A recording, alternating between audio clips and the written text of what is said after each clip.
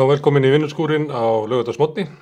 Hérna á eftir koma þær Þorgerður Laufey Diðriksdóttir sem er formaður félags grunnskólakennara sem voru að samþykkja nýja kjarasamninga og Þuríður Harpa Sigurðardóttir, formaður Öryrkjabandalagsins, að ræða fréttir vikunnar við mig og Þórarinn Sverrisson, formann Öldunar í Skagafirði og Vilhjálm Birgisson, formann Verkalýðs- og sjómannafélags Akraness sem eru komnir hingað og þeir eru framboðskandidatar til formanns Starfsgreinasambandsins en þingsambandsins verður í næstu viku og þá verður kosin nýr formaður. Fráfarandi formaður heldur ekki áfram, Björn Snæbjörnsson á Akureyri.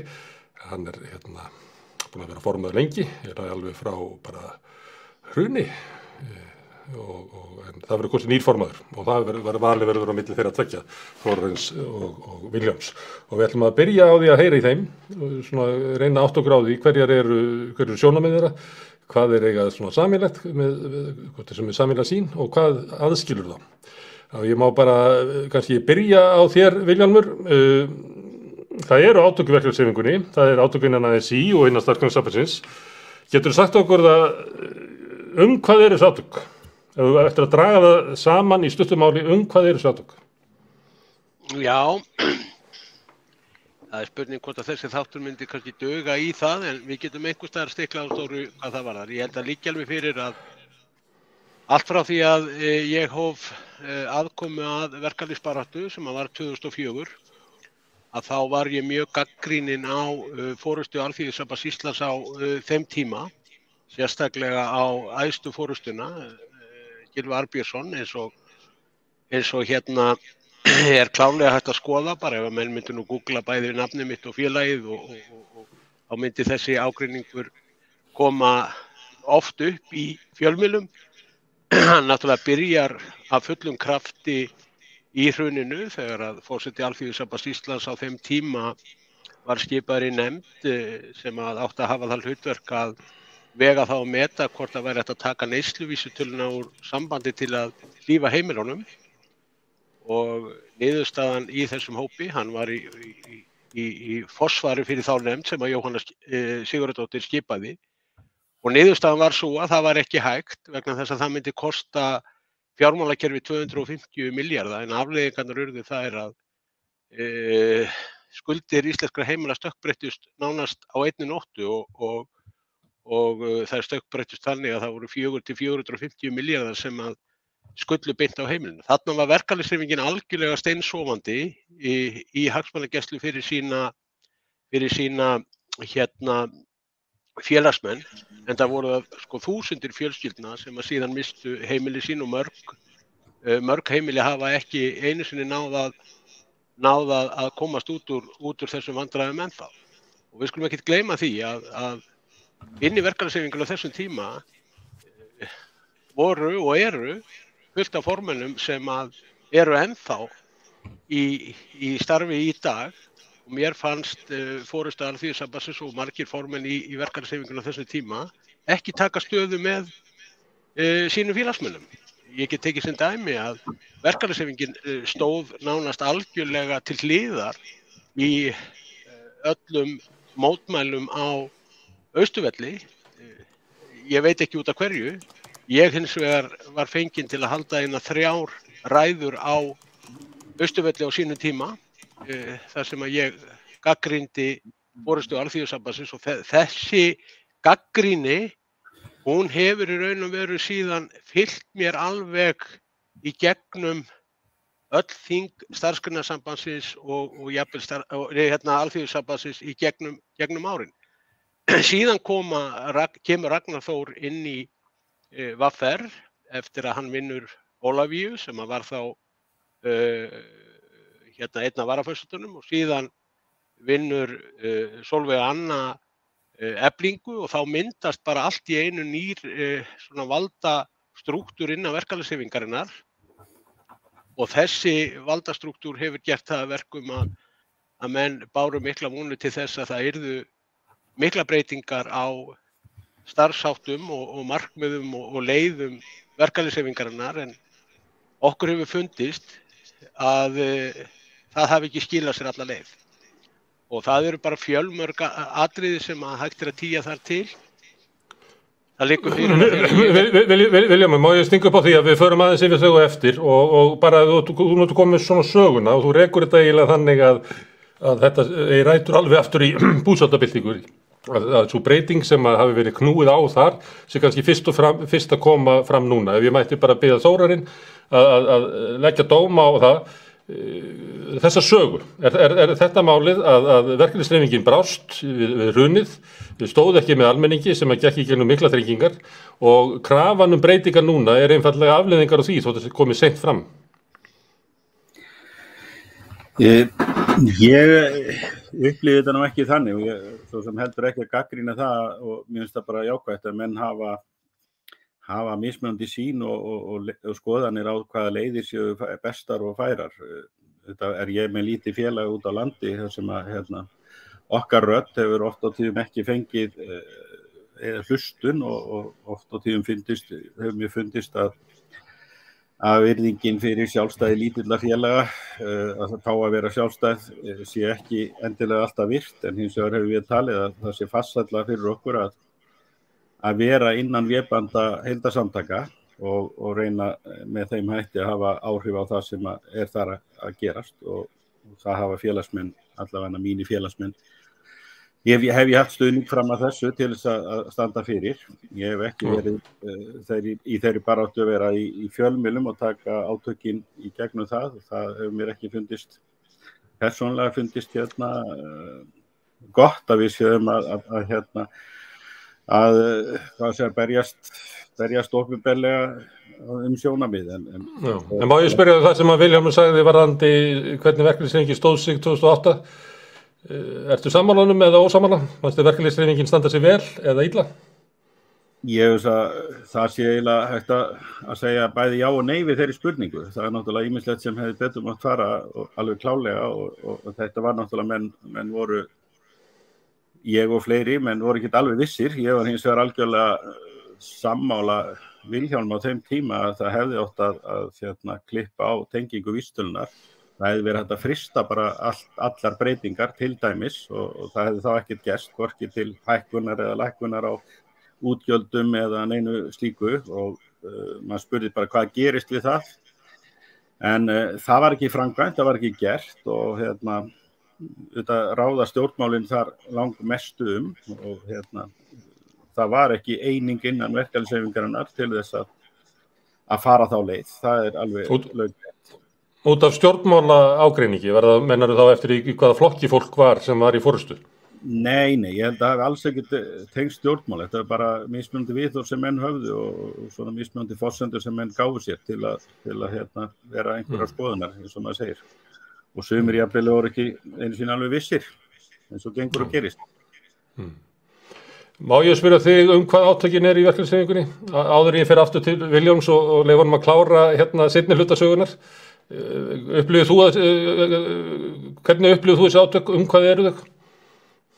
Já, stundum finnst mér það pínlítið óljóst, sko. Ég átta mig ekki alltaf á því hvað menn eru, hvað menn eru að tala. Mér nú fundist menn hafa alveg haft tækifæri og haft alveg rödd til þess að tala sínu máli inn á vettvangi verkalýðshreyfinganna og komist vel að orði þar og andstæð sjónarmið eru í mínum huga alltaf velkomin. Það er mjög gott og hollt fyrir okkur að þau séu rædd og innbyrðis og við reynum með samtalinu að leiða svo áfram hlutina og ég tala fyrir því og vil að það sé virt og þá ekki bara stóru félögin heldur líka litlu félögin menn hafi þolinmæði og umburðarlandi til þess að hlusta á hvert annað í þessu. Já, en er það ekki of hægfara ef að markmið er að hlusta á alla og að vera að taka tillit til alla, er ekki hægt við að hreyfingi verði bara of hægfara? Já, ég nú svona undir velti fyrir mig hversu snörp eða snögg þarf hún að vera. Í flestum tilfellum er mjög gott að vera svolítið seig. Já. Herðu, Vilhjálmur, að því að þú byrjaði svo langa sögu, þannig ég ákvað að klippa hann í tvennt. Nú erum við komin í þinni sögu, þar sem að Ragnar er komin inn í VR og Sólveig Anna inn í Eflingu og þú túlkar það og margir túlkuðu það þannig að þetta væri krafa úr tveimur af stærstu verkalýðsfélögum landsins breytingar í verkalýðshreyfingunni allri og að sömuleyti var talað þannig.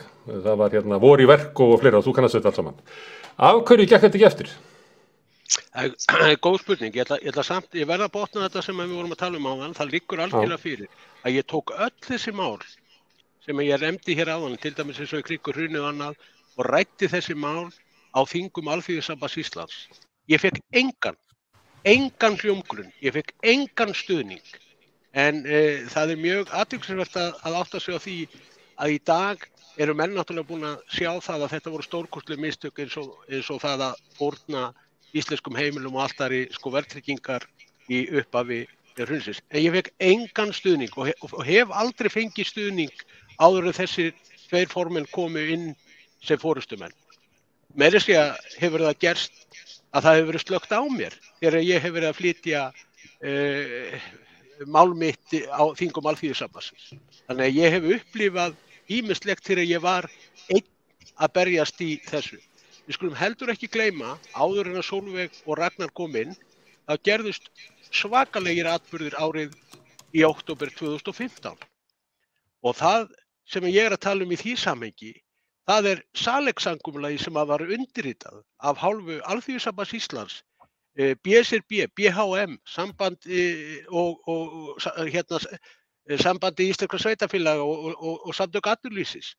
Það sem var bara búið að búa til nýtt fyrirkomulag það hvernig ætti að semja kaup og kjör á íslensku vinnumarkaði. Þetta var vegvísirinn af því að það ætti að taka hér samningsréttin og verkfallsréttin í raun og veru af íslensku launafólki. Og ef að menn bara googla þessa sögu upp og skoða hana þegar að Verkalýðsfélag Akraness að benda á þetta hvað sé í raun og veru að gerast. Ég meira sér fór með þetta mál fyrir félagsdóm til að reyna að stoppa það af. Ég var algjörlega einn. En núna í dag þykjast menn sem sagt vera búin að kasta Salex fyrir róða, en það er bara ekki rétt. Vegna þess að stjórnvöld, þau skipuðu nefnd, svo kallað grænbókarnefnd. Og grænbókarnefndin, hún á að dusta ríkið af þessu svo kallaðu Salex-samkomulagi. En það liggur til dæmis fyrir núna að ekki fyrir löngu síðan, þá sagði forsætisráðherra að henni finnst það vera slæmt að ríkissáttasemjari hér á landi hefði ekki heimildir til þess að fresta verkföllum eins og hægt væri á Norðurlöndunum. Þetta er bara einn liðurinn í því sem að Salex-samkomulagi gengur út á. Og ágreiningur í þessu máli liggur til dæmis fyrir að ef að Sólveig Anna og Ragnar Þór ásamt fleiri félögum hefðu ekki sett hælana hressilega niður varðandi þessa grænbókarvinnu sem átt að skila tillögum í apríl í fyrra, þá hefði geta farið illa. En við skulum líka átta okkur á því að hluti starfsgreinasambandsfélagana fyrir utan Verkalýðsfélag Akraness, Framsýn á Húsavík, Grindavík og Sólveig Önnu, þau héldu fund þar sem að þau voru sammála því að halda þessari vinnu áfram. En þau boðuðu okkur ekki á þann fund. Og ef ég næ kjöri sem formaður starfsgreinasambandsins, þá ætla ég að reyna að leggja mig líma við það að vera formaður allra aðildarfélaga starfsgreinasambandsins en ekki bara sumra. Það hefur verið jaðarsetning innan verkalýðshreyfingarinnar mjög lengi og ef það er einhver sem þekkir jaðarsetningu í íslenskri verkalýðshreyfingu þá er það hér sem hér talar. Ég hef, þegar ég var sérstaklega einn áður en að Sólveig og Ragnar komu, þá var ég algjörlega jaðarsettur. Þannig hefur það. Mínar áherslur og mín baráttumál, þau hafa aldrei náð í gegn vegna þess að mér hefur fundist í gegnum tíðina og gegnum árin að það sé ríkjandi svona viss þöggun, meðvirkni og hjarðhegðun með æðstu forystun á hverjum tíma fyrir sig. En sem betur fer, þá er þetta að mér finnst aðeins að breytast. Herru, ég ætla aðeins að fá að fara með Salex. Ég kem aftur með sömu spurningu til þín aftur. Þórarinn, stödduð þú Salex 2015 og styður vinnuna með grænbókina núna? Ég hvorki studdið það neitt. Það var reyndar í því efni. Það var umræðum þetta og ég man nú ekki betur en að menn hafa verið mjög skipta skoðanir á formannafundi Alþýðusambandsins ágæti í Salex og hvort það ætti að vera það ekki. Ég stend fyrir því og segi það á að virða sjálfstæði aðildarfélaga til þess að hafa sínar skoðanir og sín stefnumið og við höfum að hafa þolinmæði og umburðarlyndi gagnvart því og ég tali mig alveg hafa þolinmæði og umburðarlyndi gagnvart skoðunum Vilhjálms bara fullkomlega en svo varðandi það með þessa grænbókar vinnu þá það nú þannig að það var sent út á hvert og eitt aðildarfélag innan Alþýðusambandsins. Við gátum út af fyrir okkur tekið ákvörðun það hvert og eitt sér að svara ákveðnum fyrirspurnum sem þar komu og þess vegna vildu við mörg okkar eiga þarna einhvers konar samtal, við vorum að bera saman bækur okkar hvað eru við sammála, eru við sjónarmiðin og hvað, hvort við vildum senda þetta í hvert og eitt eða ekki senda neitt og allt þetta og mér fannst það svona kannski vera merkur í málsins það eins og það væri ekki vilji til þess alls staðar að yfir höfuð að þessu væri svarað og þá var svona, fannst mér svona án þess að þeir tekin það umræða almennileg að mínu viti og það var ekki gott að mínu eins og mér fannst og ég held að það sé nú ekki alveg rétt hjá Vilhjálmi að þeim hafi ekki verið boðið eða hef ekki fengið vitneskju að þetta samtal myndi eiga sér stað. Það var ekki gert eða stemt gegn þeim á nokkurn hátt. Þetta nefnilega aldrei mikið atriði og stórt atriði og það liggur alveg fyrir Þórarinn að verkalýðsfélag Akraness var ekki boðið á þetta, við höfum ekki vitneskju þetta, Sólveig Önnu og Eflingu, hún var formaður Eflingar þegar þetta var, henni var ekki boðið, hún hafði ekki vitneskju þetta og Aðalsteini Árna Baldurssyni á Húsavík, hún var ekki boðið og hann hafði ekki vitneskju þetta. Hins vegar get ég upplýst að Hörður formaður verkalýðsfélags Grindavíkur var boðið en hann tók ákvörðun að mæta ekki á þennan fund og það var hann sem að upplýstu okkur hvort að við höfum fengið sambærilegt fundarboð og mér finnst þetta ekki eðlileg vinnubrögð, ég vil bara leyfa mér að segja það alveg eins og þegar verið að ræða svona risastórt mál sem að lýtur að framtíðarskipan á íslensku vinnumarkaði. Hvernig vinnumarkaðurinn eigi að vera, hvort eigi að halda áfram hér í anda Salex-samkomulagsins þar sem verið að skerða samningsrétt og verkfallsrétt launafólks eða hvort við ætlum að standa gegn því. En þetta tóku menn ákvörðun það að draga félög í dilka af því að þau voru ekki með sömu skoðanir og þessi félög sem síðan á endanum settust niður og komust að ykkur í samkomulagi það hvernig þeir ætluðu að nálgast verkefni. Ég veit svo sem ekkert hvernig það endaði. Ég skilaði sjálfur inn áliti og mitt álit er nákvæmlega sama og ég hef alla tíð sagt frá árunni 2015. Það kemur ekki til greina að skerða samnings- og verkfallsrétt launafólks og taka upp miðstýrt samningaumhverfi eins og átt að gera hér 2015 og það var gerð ítarleg skýrsla þetta mál sem að Gylfi Arnbjörnsson og aðildarfélög Alþýðusambandsins létu gera ásamt samtökum atvinnulífsins og samband íslensku sveitarfélaga var prófessor norskur og í niðurstöðu þeirra skýrslu kemur fram að í ljósi þess að nýtt vinnumarkaðsmódel gengur út á afar hóflegar launahækkanir þá það bara passa það að aukin hagnaður fyrirtækja vegna þess renni ekki í formi arðgreiðslna og hærri launa til stjórnenda fyrirtækja. Þannig að það liggur fyrir að þetta fyrirkomulag gekk út á það að auka hagnað fyrirtækja. Og það segir í skýrslunni að það er mikilvægt að verkalýðshreyfingin sjái það í jákvæðu ljósi aukin hagnað fyrirtækja sem að hugsanlega myndi þá birtast í formi aukinna fjárfestinga og fleiri atvinnutækifæra. Vilhjálmur, þú hætt allri vinnu með grænbókina með stjórnvöldum. Algjörlega, kemur ekki til greina að takmarka hér frjálsan samningsrétt launafólks. Við skulum bara átta okkur á því hvað er að gerast á Norðurlöndunum. Á Norðurlöndunum er þetta bara þannig að stéttarfélagsaðild, hún er í frjálsu falli og hún er búin að vera í frjálsu falli á síðustu 10 árum eða svo. Þar er stéttarfélagsaðild svona í kringu 50-60, hámarki 70%, á meðan að stéttarfélagsaðild hér á Íslandi er eða yfir 90%. Og sá sem að hér talar, ég get alveg settið það þegar ég tek við formennsku í verkalýðsfélagi Akraness 2004, hafi ég haft einhvern efa tilvist stéttarfélaga þá fór svo efi út gluggann eins og skot, því að leikurinn á milli hins vinnandi manns og atvinnurekandans svo ofboðslega ójafn. Hann svo ofboðslega ójafn ef að launafólk hefur ekki sterk stéttarfélög á baku sig til að gæta sinna réttinda og sinna hagsmuna þegar verið að brjóta á þeim, þá ég veit ekki hugsað til enda ef fólki gæti ekki leita til stéttarfélagana. Enda hef ég svo sem sagt það áður að það nánast öll stærstu fyrirtækin hér á mínu félagsveði hef ég þurft að fara með fyrir dómstóla. En það ómögulegt fyrir launamannin einan og sér að standa í slíkri réttindabaráttu. Það bara ekki hægt. Það kostar það mikið að fara með mál fyrir dómstóla, að geta halla höfðu sínu upp á sínu stéttarfélagi og láti það leiða síðan slík mál til lykta, skiptir höfumáli og við megum ekki undir neinum kringumstæðum skerða rétt stéttarfélagana til að verja hagsmuni sinna félagsmanna. Já, Þórarinn, vilt þú halda áfram með vinnuna með grænbókina? Vilhjálmur, vill hættinni, vilt þú halda áfram?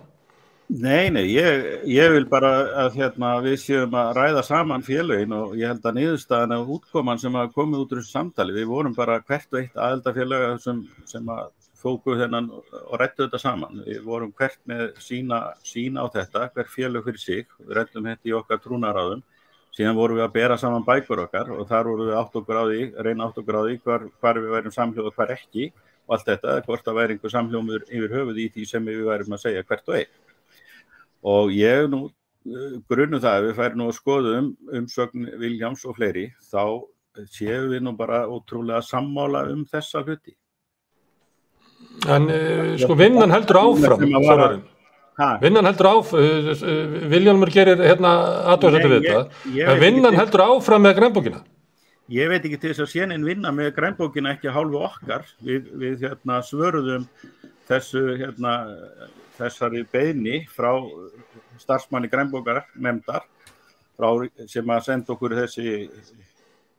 bað okkur að svara, sendi á hvert og eitt aðildarfélag og við svöruðum því, reyndum að svara því þannig að væri samhljómur í því sem værum að segja en ekki að við værum eins og höfuðlaus her í því hver og einn væri með sína skoðun í þessu og við vorum að reyna átt okkur á því hvar við ættum samhljóð án þess þó að þvinga einhverja til þess að vera endilega sömu skoðunar og við.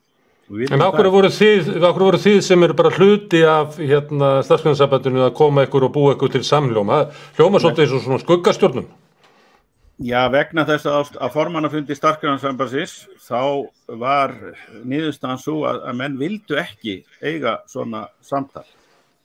Þeir sem það var niðurstaðan að meiri hluta niðurstaða þeirra líði þá ég að segja vegin afstaða félaga og þar með voru þá lítil félög sem höfðu ekki möguleika á því að koma eiga þetta samtal innbyrðis og það var ekkert sem við vorum að gera í mínum huga annað en að eiga samtal og það gera félög og ég veit vel að þau tala alveg saman, Vilhjálmur og þessi hinir og það er bara allt í góðu lagi með það. Ég sé bara ekkert athugavert við það, menn eigi samtök.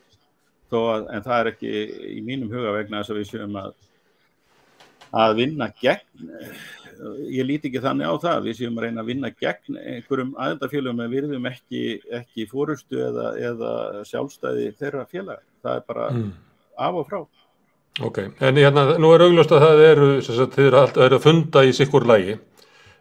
Þú segir að Vilhjálmur og þá líklega Grindavík og Húsavík og Efling séu að funda og þar lendis eðlilegt að þið séu að funda sem þá restin af starfsgreinasambandinu. Og þetta er svona lýsing af hálf klofnum samtökum. Ég sagði, þetta er ekki sennilegt og ekkert óeðlilegt við það. Ég var ekkert að fullyrða að þau væru. Nei, eitthvað finnst það líklegt og það er kannski réttlætt ekki fyrir því að þið séu með fund. Getur þú útskýrt fyrir okkur sem ekki erum inn í starfsgreinasambandinu í hverju þessi klofningur er fólginn?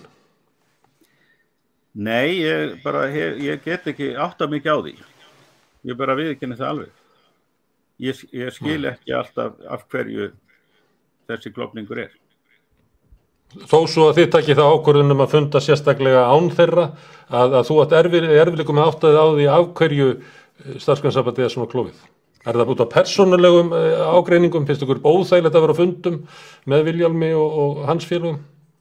Nei, en hins vegar finnst mér bara eðlilegt að menn hafi þolinmæði til þess að hlusta hver á annan og það er ekkert óþægilegt en það er stundum þannig að menn ákveða það að þeir vilja ekki eiga samtal hluti, einhver félög, og það bara virði ég það. En það þýðir ekki það að ég má ekki eiga samtal við og mitt félag við önnur félög, menn eiga stundum samtöl, menn velta fyrir sér sameiningu, sameiginlegum hagsmunum, þvert á félög og alls konar, þannig að það er bara eitt af því sem að ég tel vera hlutverk okkar. Það er ekki gert til þess að níða einhvern skóinn af einhverjum í okkar liði, því að ég lít svo á að við séum öll í sama liði, við eigum meira sameiginlegt heldur þessi sundrar. Já, hvað Vilhjálmur, viltu botna þetta? Eigið þið meira sameiginlegt heldur sundrar ykkur? Ég held bara eins og ég lýsti hér í upphafi að mín barátta sem að verður þess valdandi að ég held að þurfi ekki að fara neitt í grafgötu með það. Mín gagnrýni á verkalýðshreyfinguna alveg frá 2004 og alveg þar til að þessa breytinga verða, það er mörkuðu vist persónlega óvild í minn garð. Ég er sannfærður það, en það er þessi gagnrýni sem að ég ástundaði á hverju einasta þingi Alþýðusambands Íslands, þar sem að ég lagði fram margar tillögur hin margvíslegu mál sem að fengu ekki hljómgrunn.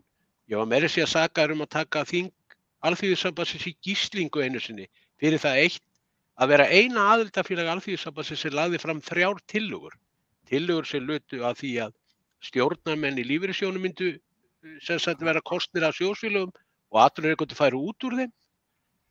Ég lagði fram tillögu að forseti Alþýðusambands Íslands yrði ætíð kosinn af öllum félagsmönnum aðildarfélaga Alþýðusambandsins en ekki inn í þessu fulltrúalýðræði ef að fleiri en 2 myndu bjóða sig fram. Ef fleiri en 1 segi það átti að slökkva á mér. Það hefur bara þetta þessi persónulega svona beiskja í minn garð eftir allt þetta sem undan er gengið sem að verður síðan þess valdandi að Ragnar Þór fær jarðveg og vinnur VR og síðan Sólveig Anna með þvílíkum glæsibrag árið 2018 með 80% atkvæða eftir að Sigurður Bessason stígur þar til hliðar. Þetta voru náttúrulega bara ótrúleg úrslit sem að þar voru og þarna verður til ný svona hreyfing með aðrar áherslur heldur en hafa verið inn í verkalýðshreyfingunni áður. Það þarf ekkert að fara neitt í grafgötu með það. Að þessi hópur sem að þarna hann er með aðrar áherslur.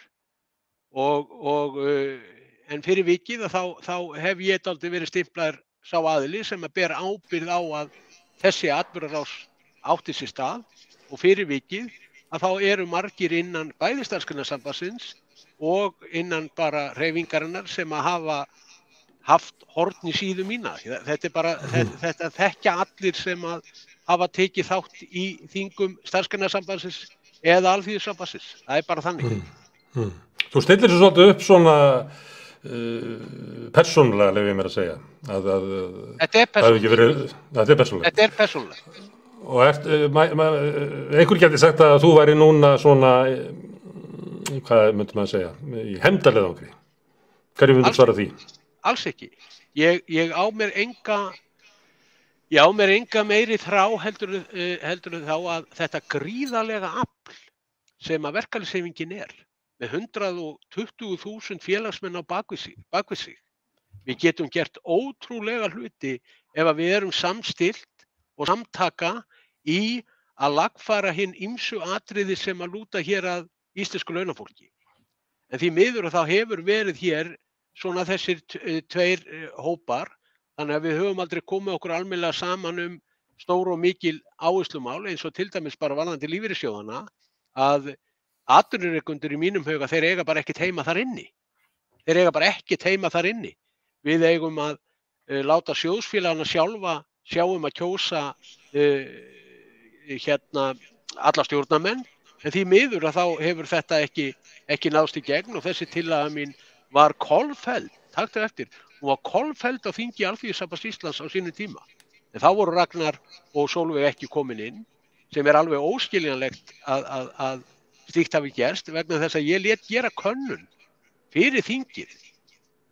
Það voru 1000 manna vagn sem að ég lét spyrja hvort að launafólk vildi að atvinnurekendur færi út úr stjórnum lífeyrissjóðanna og það voru 87% þeirra sem að tóku þátt í þeirri kosningu sem sögðu já. Svo kem ég inn á þing Alþýðusambandsins á þessum tíma og það snýst við. Þannig að ég segi bara alveg svo að forystan hefur ekki gengið í takt við vilja hins almenna launamanns. Þóran, þetta alltaf tvískipt, þetta svona persónulegt og svo þetta málefnið. Upplifir þú þetta eins og Vilhjálmur að þetta sé svona persónulegt? Já, umræðan hefur verið persónuleg eins og hún hefur verið út á við, en ég hins vegar vil ekki vera á þeim stað og vil ekki tala með þeim hætti. Þessna bara, það ekkert, engin bitur eða nein illindi eða minni hálfu í huga mér gagnvart þessu fólki eða gagnvart Vilhjálmi og En hann er öfulega að segja sko að öllum hans tillögum hafi verið hafnað vegna þess að hann var að bera það fram. Jafnvel þótt að þetta sé augljós vilji meirihluta félagsmanna að þá er því hafnað vegna þess að hann er að bera það fram. Já, menn geta svo sem upplifa hlutina með þeim hætti. Ég hins vegar alveg líka borið fram tillögur á fundum í starfsgreinasambandi annars staðar þar sem að ég hef ekki fengið neitt hljómgrunn og fundist bara að vera tómvitlaus sem ég segi og allt er leið með það. Það er bara eitthvað sem þarf að búa við, en það er þá ekki leið sem fær, vegna þess að það er ekki samhljómur hana, þær leiðir. En efnislega það sem hann nefndi þarna setu fyrirtækja eigenda í stjórn lífeyrissjóða, ert þú fylgjandi því að Andvíkur? Ég held að það sé bara mjög gagnlegt að velta því alvarlega fyrir sér og mjög vel fyrir sér, kosti og galla þess og við höfum verið að það hefur verið tekið vel á, regluverkjum hefur verið breytt töluvert mikið að þau leiti að reyna að bæta vinnubrögð og regluverk sjóðana. Eina sem að kannski ég hef áhyggjur af það er við þá að hugsanlega missa algjörlega sem stéttarfélög fullkomlega einhverja rödd inn í stjórnin lífeyrissjóða ef að breytingi verður kannski sjóðfélagakosning en það er nú svo önnur saga. Ég ætla ekki að fara út í svo tæknilega hluti. En ætti þú og hreyfingin ekki að vera komin lengra í þessar hugsun úr lífeyrissjóðnir meira 50 ára gamlir og þetta búið að vera sko til umræðu ég bara síðan helstu með munanleiku við að segja og þetta var eiginlega til umræðu strax við upphaf þegar lífeyrissjóðnir voru settir. Ætti hreyfingin ekki að vera svona skýrari afstöðu sinni gagnvart þessu máli? Jú, en hins vegar er bara ekkert kerfi þannig að það sé ekki gagnrýni sem þoli ekki gagnrýni og við þurfum að taka umræðuna. Við þurfum að vera tilbúin til þess og öll gagnrýni á rétt á sér. Og eðlilegt að menn velti hlutunum fyrir sér. Það er bara mínum viti fagnaðarefni að menn eru að upp alls konar hugmyndir og tillögur í þessu efni. Til þess auðvitað allir að hugsa fyrir því að bæta stöðu okkar fólks. Það er markmiðið. Og við höfum síðan mismunandi trú á því hvað sé rétta leiðin eða besta leiðin.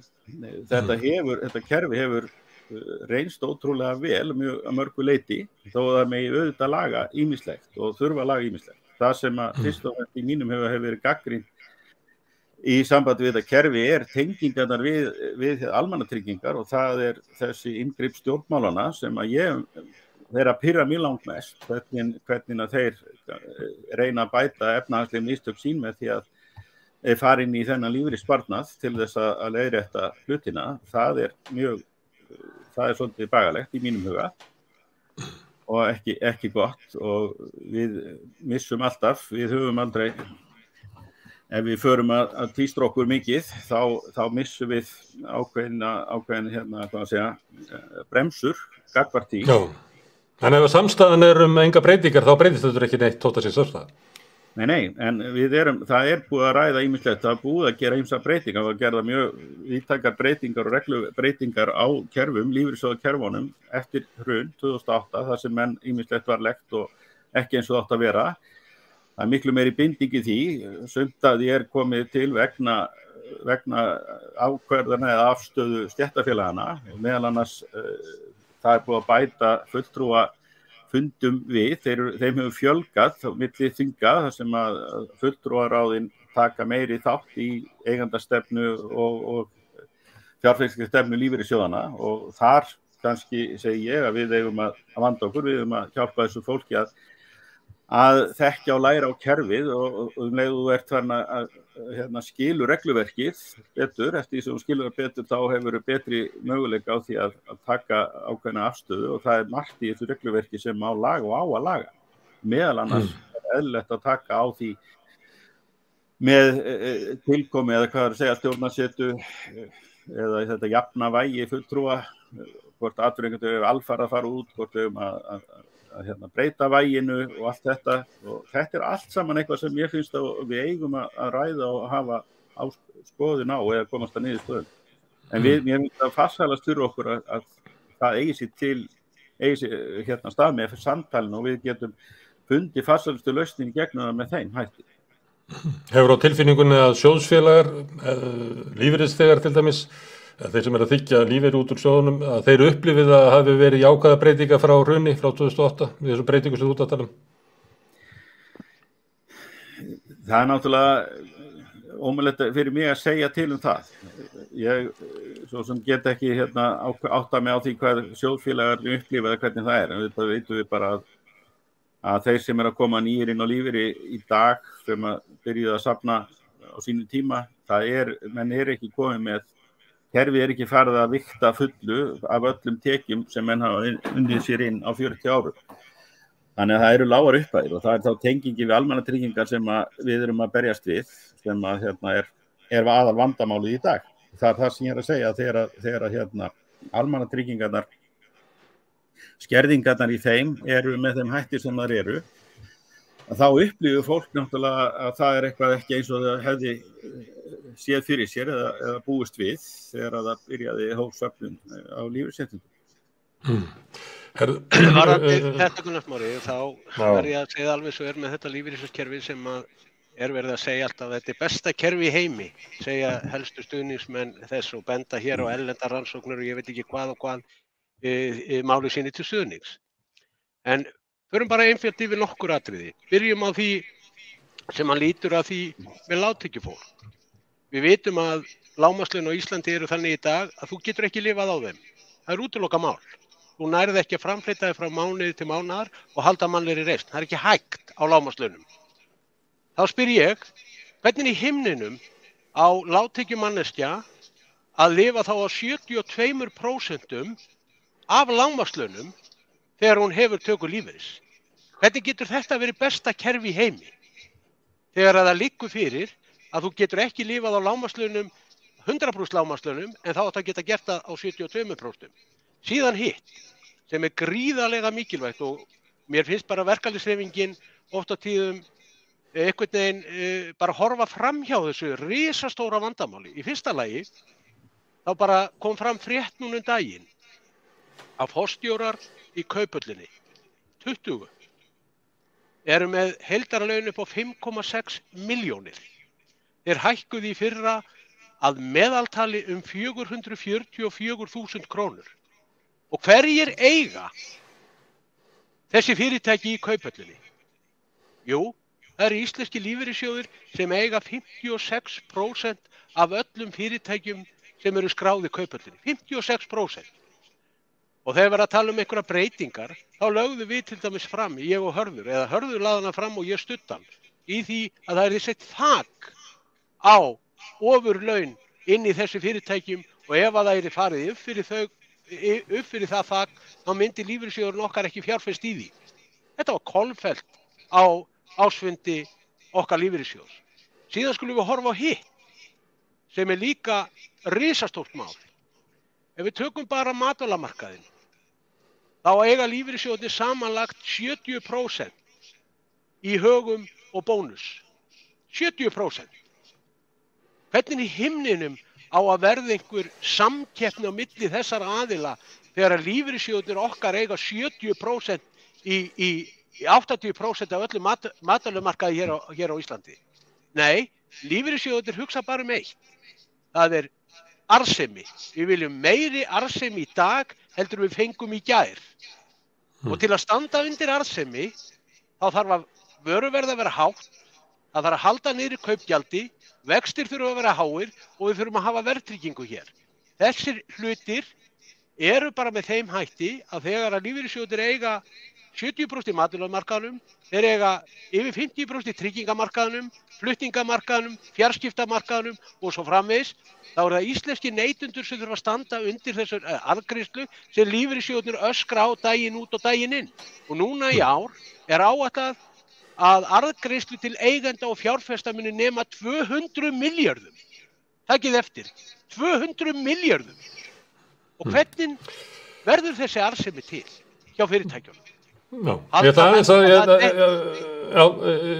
Þórarinn, þetta við erum að lenda svolítið í því að Vilhjálmur að sækja og þú ert að verja. Viltu verja þetta sem að Vilhjálmur að lýsa sem bara einhverju ruglkerfi? Það sem lífeyrissjóðakerfi sé... eftirlaunasjóðir almennings eru notaðir til þess að keyra hér áfram fyrirtæki sem eru að okra á almenningi og eru að greiða eigendum sínum stórkostlegan arð. Er þetta réttlætanlegt fyrirkomulag? Og svo líka þetta með að þú fær bara 72% á laununum og láglaunafólkið sem er náttúrulega stærstu hluta inn í starfsgreinasambandinu að sömuleyti svikið út úr lífeyrissjóðakerfinu þó það hendi mjög þeim sem eru á góðum meðallaunum og þess hærri launum. Þetta fínt lífeyrissjóðakerfi fyrir þá, en þetta ekki gott lífeyrissjóðakerfi fyrir þá sem eru á lægstu laununum sem að stóru hluta eru ykkar félagar. Ég ekki alveg sammála því. Bara svo ég segi þannig að það sé þannig. Það náttúrulega almannatryggingar sem áttu að vera með tekið bætingarnar og við erum að berjast á þeim mörkuðum. Ég sé alveg sammála Vilhjálmi í því að þetta hagkerfi okkar og með þessari markaðsvæðingu sem í því og miklar fjárfestingar lífeyrissjóða í innviðum, í innlendum hagnaðardrifnum fyrirtækjum ekki gott fyrir almenning á Íslandi. Það sem menn sækjast eftir því að fjárfesta í það sem mestan hagnaðar að hafa. Ein leið til dæmis að menn fjárfesti meira erlendis í áhættu eignum, en það þarf einhvern veginn að reyna að ávaxta fé þessa lífeyrissjóða okkar til þess að þeir haldi minnstakosti verðgildi sínu. Og ég ætla ekki að fara út í tæknilegar ég held að það sé ekki mjög sniðugt og ég ætla ekki að fara að verja eitthvað, en maður spyr þá á móti, þá lausnin að loka kerfinu? Það kannski bara leiðin? Við bara hætta með þetta og vera bara með almannatryggingar? Ég hef ekki heyrt þá tillögu, en það var nefnt tillaga sem kom frá Herði í Grindavík að stéttarfélögin staðu saman í því að setja mörk á helstu launin í fyrirtækjunum, ef ég skil það rétt. Já, ég held að... Stuttur þá tillögu? Já, ég styð þá tillögu og við höfum talað fyrir því og mörg okkar að þetta sé eðlilegt og við setjum þakka á þetta að til dæmis að það sé óásættanlegt að heimili fólks séu í lóðbeinni markaðsvæðingu þar sem að þeir ríkustu geta keypt af einhverjum sem þarf á eign að halda. Það til dæmis inngrip sem að væri nú allt í lagi menn veltur nú fyrir sér. Í efnahagsstjórninni, hvort það mætti ekki fara inn á húsnæðismarkaðinn og reyna að leiðrétta verðmynduna sem á sér stað með þeim hætti.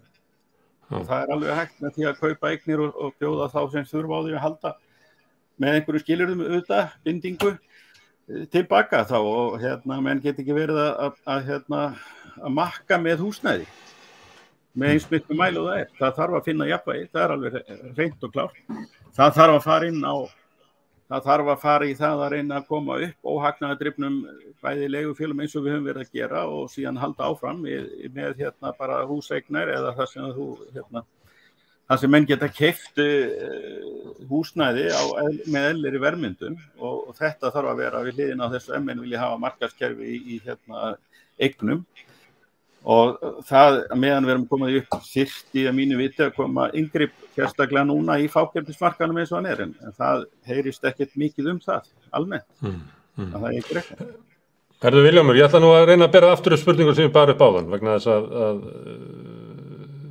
þú búin að benda hér á að það sem mikið í verkfallshreyfingunni, það þurfi margt að breytast, það sem mikil fyrirstæða þar inni en 2017 var Ragnar Þór kosin formaður VFR og 2018 var Sólveig Anna kosin formaður Eflingar og það breyttist, þarna var tækifæri til þess að breyta verkalýðshreyfingunni og það voru margir sem bundu vonir það og meðal annars þú og þau sem ég nefndi og margt fólk sem að tók þátt í þessari baráttu. Af hverju mistókst þetta? Þarna fengu þið inn raunverulega gríðarlega afl og stuðning úr tveimur stærstu verkalýðsfélögunum sem og formenninni þar voru kosnir með raunverulega það mandate að breyta verkalýðshreyfingu, ekki bara sínum félögum, heldur hafa áhrif til breytinga inn í ASÍ. Af hverju tókstu ykkur þetta ekki? Mikið ofboðslega myndi ég vilja, Gunnar Smári, að ég hefði svar við þessu. Ég skal alveg fúslega viðurkenna það að þegar að við erum kosin á þingi Alþýðusambandsins í október 2018, Drífa sem forseti, ég sem fyrsti varaforseti Alþýðusambandsins og Kristján Þórður sem annar varaforseti. Og síðan með þessi tvö stóru öflugu félög, Ragnar Þór hjá VFR og Sólveig Önnu hjá Eflingu, þá batt ég óðbóðslegar vonir við það að við værum að fara að stíga mjög þétt og kröftug skref í því að lagfæra það sem að miður höfðu farið í gegnum árið. En því miður, og ég segi það bara frá mínum hjartarótum að það leið ekki langur tími og voru gríðarleg vonbrigði í því að það fór að bera á samskiptaörðugleikum á milli mín og forseta Alþýðusambandsins. Upplýsingaflæðið á milli okkar var sáralítið. Ég raun og veru vissi ekki hvað forseti Alþýðusambandsins væri raun og veru að gera í nema kannski 15-20% tilfella. Það bara mín upplifun. Við funduðum þessi mál, ég, Ragnar Þór og Sólveig Anna með forseti Alþýðusambandsins allavega tvisvar í viku, þrisvar sinnum, þar sem við reyndum að finna flöt á því hvernig við getum unnið betur saman og laga þennan ágreining. En því miður þá dýpkaði hann bara. Það varð síðan meiri ágreiningur á milli Ragnars og forsetans ýmsu mál sem lúta meðal annars að lífeyrismálunum og húsaleigufélagi sem heitir Blær. Það varð líka djúpstæður ágreiningur á milli Sólveigar Önnu og forseta Alþýðusambandsins vegna þessara grænbókarvinnu sem var laumað inn í yfirlýsingapakka ríkisstjórnarinnar samhliða kjarasamningunum 2009 sem að gerðu samstarf Sólveigar Önnu og Alþýðusambandsins mjög erfið. Sólveig Anna hafði ekki hugmynd þessa grænbókavinnu frekar en aðrir vegna þess að við komum ekkert að þeirri vinnu fyrir bara nánast 5 mínútum áður en að sá aðgerðapakki lá fyrir. Og Sólveig Anna hefur farið ítarlega yfir það að þegar hún sér þetta komið inn í aðgerðapakka stjórnvalda þessa grænbókarvinnu, þá varð hún eðli málsins samkvæmt stjörnuvitlaus ef þannig má orði komast og skilja hana mæta vel, enda var hugmyndafræðin að þessari grænbókarvinnu ekkert annað heldur en að reyna að dusta ríkið af samkomulaginu. Þetta hét reyndar fyrst hvítbók og mönnum fannst það gríðarlega jákvætt að hafa náð að breyta orðinu úr hvítbók yfir í grænbók því að hvítbók á í raun og veru að vera þannig að það sem í henni stendur, það verður bara síðan automatist nánast að lögum að hálfu stjórnvalda. Þannig að þessi djúpstæði ágreiningur hefur síðan magnast upp. Það voru síðan unnin svokölluð starfskjaralög sem að forseti Alþýðusambandsins vann í samráði við samtök atvinnulífsins sem að Efling varð gríðarlega óánægð með ásamt Verkalýðsfélagi Akranesi og VFR og fleiri félögum og við fengum meira að segja lögfræðilegt álit þessi félög þar sem að það var okkar niðurstaða að ef að þessi starfskjaralög hefði orðið að veruleika sem að sko það vantaði bara 5 mínútur upp á það að þau höfðu runnið inn í Alþingi, þá var það mat okkar lögmanna að þetta var í skref aftur og bak í réttinda baráttu launafólks. Við höfum tapað á þessu og þegar að svona mál eru búin að vera í miklum deilum, þá skilur það eftir sig sár og það það sem að hefur í raun og veru verið að gerast. Þetta var óðbóðsleg átök sem að voru í kringum þessi mál, en taktu eftir Gunnar Smári, við pössum okkur á því á þessum tíma að halda þessum ágreiningi utan Kastljós fjölmiðla. Við bara reyndum eins og við gátum við að reyna að láta allt líta út eins og það væri í góðu lagi. Við tókumst á öll þessi mál sem að ég hef hér verið að ræða lífeyrissjóðsmálin, starfskjaralögin og svo fram og grænbókavinnuna og allt þetta. Við reyndum að hafa þetta inn í lokuðum herbyggjum. Síðan bara sprakk þetta allt. Og hvað kom út úr... Ég ætla að fá að segja þetta, Gunnar Smári. Hvað sagði rannsóknarskýrsla Alþingis? Hún sagði að það sem að gerði það verkum að hér hrundi allt, það byggðist aðalega upp á 3 þáttum. Það var þöggun, það var hjarðhegðun og meðvirkni. Og skuggastjórnun, skuggastjórnun líka. Og skuggastjórnun. Og það var þetta núna, við getum ekki bara látið eins og allt sé í góðu lagi hjá okkur þegar það það ekki. Þá ber okkur skylda til þess að segja að það ágreiningur. ASÍ og Starfsgreinasambandið eru lýðræðislegi vettvangur sem á að vera bara smíða til þess að fólk getur komið inn með ágreining og síðan á kerfið að leiða til lýðræðislegra niðurstöðu. Það þetta kjósum mál. En þið lýsið svo svolítið eins og þessi fjölskylda sem allir óánægðir með það sem hefur engin tæki til þess að leiða mál til einhverja niðurstöðu. Ef það ólík sjónarmið í verkalýðshreyfingunni, það ekki bara gott og þá bara tekist á þau mál og svo kosið þau mál og það mál sem hefur meirihlutastuðning að því verður haldið áfram og það líklega best fyrir hagsmuni heildarinnar og að þeir sem tapa í þeirri kosningu þau fara bara heim og brýna vopsin og reyna að vinna þetta í næsta slag eftir 1 ár eða 2 ár. Af hverju virkar þetta ekki svona í verkalýðshreyfingunni? Af hverju fer þetta út í svona eins svolítið eins og svona fjölskylda sem allir eru hundóanaði við kvölduraborðið? Já, þetta er aldrei góð spurning og þannig að kannski hittur þetta aldrei naglan á höfuði þegar þú ert að tala lýðræðið. Já, lýðræðið hlýtur að vera með þeim hætti að þegar þú ert með stór félög eins og VR sem að stærsta stéttarfélagið innan ASÍ, síðan ertu með Eflingu og samanlagt þessi 2 félög þau mynda meirihluta innan heildarsamtakana.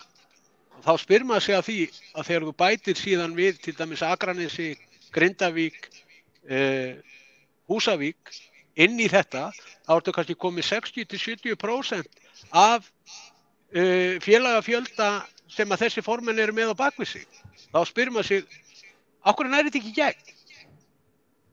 Það það sem að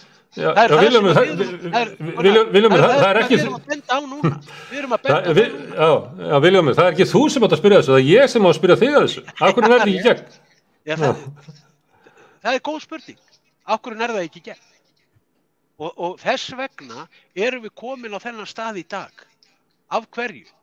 Það má vera kannski að forseti Alþýðusambandsins hafi tekið sér meiri völd heldur en hann raunverulega hefur. Það getur líka verið ein spurningi því að forseti Alþýðusambandsins náttúrulega bara í vinnu fyrir aðildarfélög Alþýðusambandsins og verður að fara eftir því sem að aðildarfélögin vilja. Og þegar að þú ætlar að keyra í gegn til dæmis eins og starfskjaralögin í óþökk þessara félaga en sem betur fer á endanum en það sko þurfti að eyða miklu orku í það að þau fóru ekki í gegn. Og það gerist bara á síðustu 5 mínútum. Þórarinn, þetta ekki bara einfallega staðan að fólkið á Akranesi kaus breytingar í Alþýðusambandinu og Starfsgreinasambandinu 2004, VR kaus breytingar í ASÍ 2017, fólkið í Eflingu kaus breytingar 2018, félögin í Grindavík og Húsavík hafa svona skilið það svo að það eru bara breytingar framundan og það borgar sig að taka þátt í því. Síðan eru minnihlutin í ASÍ sem stendur í vegi fyrir þessu breytingum. Það ætti náttúrulega ekki að koma þannig fram. Það náttúrulega fulltrúalýðræði sem bara greinir á stærð félagana. Það bara þannig. Og ég átta mig ekki alveg á þessu. Forseti Alþýðusambandsins líklega með 1 atkvæði en ekki mörg á bakvið sig, eins og maður segir, eins og til dæmis í veginn í kosningu og formannafundum Alþýðusambandsins, þá formin aðildarfélaga mun stærri en svona flestir, allavega stóru félagana. Ég hef ekkert á móti því, en maður líka þá spyr sig, erum við þá þessi litlu félög að við erum eitthvað aðeins öðruvísi eða efins það sem að stóru félögin vilja gera, eigum við þá bara að draga okkur í hlið og hafa ekki neina rödd, megum við ekki tjá okkur hlutina eða hafa okkar skoðun. Viljum við til dæmis að Ísland, að það sé ekki hlusta á það í alþjóðlegu samhengi því við erum bara einfaldlega svo lítil að við skiptum ekki máli. Þetta kannski það sem ég að presentera, við þurfum að hafa þolinmæði til þess að hlusta á raddir allra. Og ég tel bara að Vilhjálmur og þau geti bara verið nokkuð sátt við það að þeirra rödd, þeirra aðkoma að þessu hafi komið í veg fyrir ýmislegt af því sem hann að tala þó hann hafi þurft að beita sér, en það bara allt í lagi með það, bara allt í góðu lagi að menn séu ákafir í að fylgja sinni sannfæringu. Þórarinn, Vilhjálmur að tala það að 60% af félögum í ASÍ vilji tiltekna breytingar og þú ert að bjóða 60% að þeim hafa rödd sem geta skoðun á þessu sem við erum að gera og kannski hnika ykkur til. En það hljómar svolítið sérkennilega ef að meiri hlutin á að hafa svona bara ályktunar vald. Þannig að þú að við spurninguðinni að svona í að því að ég sé að hugsa þetta með allt öðrum hætti. Ég veit þetta óháð stærð félaga ber að virða afstöðu félagann og virða sjálfstæð þeirra til þess að vera sjálfstæð og hafa sína rödd. Við eigum samtöl í sambandum eins og Alþýðusambandinu og Starfsgreinasambandinu þar sem við reynum að ræða mismunandi sjónarmið og síðan kannski leiðir það til niðurstöðu og alveg eins og þú sagðir réttilega áðan, sú niðurstaða sem kemur út í farsælasta lausn fyrir heildina. Það bara þannig. Það er kenningi með lýðræði að opin umræða og eðlilegt lýðræði þar sem að vægi hvað er rétt leiði til réttu niðurstöðunar svona heilt yfir. Þetta getur fjöldi gert mistök reglulega, en svona heilt yfir þá séu farsælast að treysta á lýðræðið. Já, það farsælast vegna þess að það svo leið sem að meiri hluti vill fara og við erum ekki sterk sem sem einstaklingar, við erum sterk sem heild. Og það leiðandi þegar við tökum afstöðu til að fara einhverja leið, þá það yfir höfuð besta leiðin þegar við förum saman með hana. Eða svo leið meiri hlutin fyrir. Því að aðrar hina leiðirnar eru bara einfalt ekki færar. Það að koma konur til okkar í vinnuskúrin og við ætlum að fara að ræða fréttavikuna. Ég ætla að spyrja aðeins, halda aðeins áfram og má byrja á þér, Þórarinn, og spyrja. Hvernig sérðu fyrir þér að Starfsgreinasambandið muni þróast ef að Vilhjálmur nær kjöri?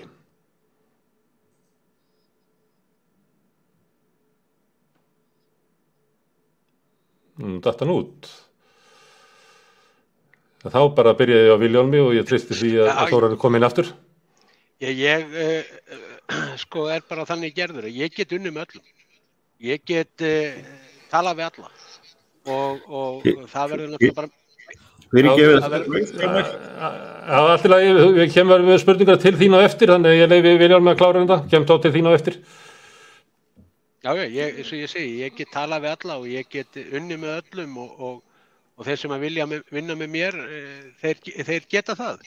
Og ég er ekki til neinum vafa það að ég mun leggja mig í líma við það að reyna að þétta raðirnar þannig að við getum unnið saman. Ég til okkur hafa tekist vel til í lífskjarasamningnum þar sem að okkur tókst að semja hér með krónutöluhækkunum til handa tekjulægsta fólkinu sem að alla kjararannsóknir sýna að okkur tókst nokkuð vel til.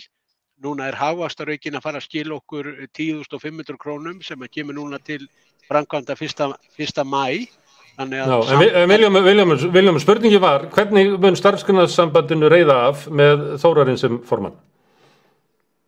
Ég bara get ekki svarað þeirri spurningu. Ég held að þetta eru tveir hópar. Það þarf ekki að fara neitt í grafgötum með það. Þetta hafa verið tveir hópar og ég bara vonast til þess að menn geti unnið síðan saman. Við skulum heldur ekki gleyma því að í síðustu samningum þá byrjaði Starfsgreinasambandið með Eflingu, Akranes, Grindavík og Húsavík fyrir utan. Þeim gekk ekki nægilega vel í upphafi að ná samningum við samtök atvinnulífsins, þannig að þessi hópur kom síðan að borðinu, en taktu eftir. Síðan kölluðu við Starfsgreinasambandið að borðinu með okkur þegar við vorum komin langleiðina með nýjan kjarasamning, því að við töldum það mjög mikilvægt að við myndum fara fram sem ein heild og klára þetta. Þannig að við vorum ekki neinni fílu með það að vilja ekki fá hluta af hinnum félögunum og skilja þau eftir og klára samningin. Þau fengu síðan og við eittu síðustu 2 dögunum sem eftir voru í að ganga frá lausum endum sem ein heild. Og ég vonast bara til þess að okkur beri gæfa til þess að gera það aftur. Því að muniði það að svona hópur með Landssamband Verslunarmanna og VR, Starfsgreinasambandið og öll félögin saman, þá tel ég okkur geta gert alveg ótrúlega hluti til þess að bæta kjör okkar félagsmanna. En ef við erum út og suður, þá getur það orðið erfiðara, en hins vegar vill ég segja að ég virði ætíð að ef að einstök félög vilja vera með samningsumboðið sitt hjá sér, þá það lýðræðislegur réttur þeirra að hafa samningsumboðið hjá sér og fara eitt og sér. Ég geri engar athugasemdir við það. Ég hef gert það sjálfur og mér finnst það bara að vera þessi lýðræðislegur réttur sem að hvert félag hefur, vegna samningsrétturinn liggur hjá hverju stéttarfélagi fyrir sig. Við erum búin að ná aftur sambandi við Skagafjörðinn. Þórarinn, þetta var nú svona samkvæmisleikjaspurning, hvernig mun starfsgreinasambandið farnast ef að Vilhjálmur verður kosinn formaður í næstu viku? Já, það verður bara tíminn að leiða í ljós. Ég ætla ekki að bara spá einhverju fyrirfram það. Hann lýsir hér yfir vilja til að hafa samtal og vinna með öllum og ég geri það sama ef það lendir í minn hlut. Og eitthvað þá vil ég frekar auka samtalið milli aðildafélaga, milli formanna, að við séum að funda oftar, ekki bara það sem ágreiningur heldur til að styðja hvern annan og svona hlera svolítið hvað á brenna á hjá hverju einu félagi og veita þannig ráð og ráðgjöf í gegnum það. Þetta kosning á milli 2 hópa, þannig að þarna lýðræðisleg niðurstaða svona það má túlka niðurstöðuna þannig að ef þú kosin þá verður svona vilji til þess að fara svona sirka leið sem að þú og þinn hópur vill fara og ef að Vilhjálmur verður kosin þá lýðræðislegur meirihluti fyrir því að fara leiðina sem að Vilhjálmur og Ragnar og Sólveig Anna vilja fara. Já, það þannig. Og ég virða þá niðurstöðu. Gunnar Máni, ég vil allavega að það komi eitt skýrt frá mér. Að ég mun beita mig fyrir því að gefa fleiri félögum tækifæri til að sinna verkefnum fyrir sambandið. Í dag hefur þetta verið yfirleitt sami hópurinn sem hefur fengið verkefni úthlutað. Þú þarft að vera inn í vissu liði til þess að geta fengið að leiða einhver verkefni. Ef þú ert ekki í því liði, þá hefur verið jaðarsettur. Ég ætla að beita mig fyrir því að þau félög sem að vilja taka þátt í því að fá verkefni á vegum sambandsins, að þá fáið þau það. Það verði ekki dregið í dilka á milli þess í hvaða hópi þú ert til að fá ykkur verkefni. Ég get bara tekið sem dæmi, hann nefndi þetta sérstaklega, hann Arnar, formaður drífanda í Vestmannaeyjum, þar sem hann gerði alvarlegar athugasemdir við það að þetta væri alltaf sama fólkið sem að væri úthluta verkefnum á vegum sambandsins. Ég vil brjóta þetta upp og ég vil fela fleiri aðilum og meira segja minni félögum aðild til þess að sinna hinum ýmsu verkefnum á vegum Starfsgreinasambands Íslands. Ekki alltaf sömu aðilarnir. Herðu, við látum þetta gott heita í umræðunum Starfsgreinasambandið. Ég vona sá sem að verður kosið formaður komi hérna í vinnuskúrin í næstu viku og þá getum við rætt einmitt framtíð Starfsgreinasambandsins. Þannig að það sem að þið myndu vilja segja hvað þið viljið gera, að þið fáið annarkvor ykkar. Það tækifæri til þess að gera það hérna eftir viku. En hérna eru að koma inn í vinnuskúrin 2 konur. Það Þorgerður Diðriksdóttir sem formaður félags grunnskólakennara og Þuríður Harpa hérna á leiðinni. Nei, afsakið, en ég ætlaði einmitt að byrja á Þorgerði vegna þess að eina fréttum vikunar var samningur var samþykktur hjá félagi grunnskólakennara sem að höfðu hafnað samningi bara fyrir stuttu síðan. Þú verður að útskýra fyrir okkur, hver munur á þessu samningum? Hvers vegna samþykkir 2/3 hluta kennara núna, grunnskólakennara samningin eftir að hafa bara nýverið fellt samning með hvelli? Já, komið sæl. og takk fyrir að bjóða mér í vinnuskúrin. Það var gaman að hlusta á félagana, tala hérna saman á undan og margt sem þar kom fram sem að þetta bara áhugavert fyrir þá sem að starfa í verkalýðshreyfingunni að heyra og svona spegla sig í. Ég tók sérstaklega eftir því að Vilhjálmur var að tala hversu mikilvægt að viðhalda þeirri staðreynd að flestir launþegar á Íslandi eru í verkalýðshreyfingu og grunnurinn af því auðvitað að við erum að tryggja ákveðin réttindi með kjarasamningum og samningsumboðið mjög mikilvægt hverju sinni. En spurningin sem að kom fram hérna af hverju samþykktu grunnskólakennarar samning sem að í efnisatriðum sá sami og borin var upp til atkvæðagreiðslu í janúar þar sem þeir felldu þann samning með umtalsverðum svakalegum munn, eins og maður segir. Og svo breytist það í þessari framsetningu og það má kannski bara segja það fyrst og fremst að þegar ekki hægt að hreyfa við launaliðnum eins og okkur hefur verið gert að lúta með því sem kallast lífskjarasamningurinn og tímabilið sem að einmitt mjög mikilvægt fyrir okkur kannski þá að ræða hversu mikilvægt það að það sé ekki bara félögin innan ASÍ sem tala saman þegar verið að setja það sem kallast markið fyrir kjarasamningsgerð. Heldur sé það þá allir vinnandi menn sem að taka laun sem kjarasamningsbundnum launum. Og þetta eitt af því sem að maður svona tekur svolítið eftir þegar verið að ræða saman á vettvangi verkalýðshreyfingarinnar að það stöðugt fyrir að ræða þar vinnandi fólk og verkalýðshreyfingun og þá sérstaklega bara verið að horfa til þeirra félaga sem að gera samninga við almenna markaðinn. En við sem erum á opinberum markaðinum, við erum auðvitað í þeirri stöðu líka, við tökum samningsbundin laun og þess vegna skiptir máli að vera við þetta borð.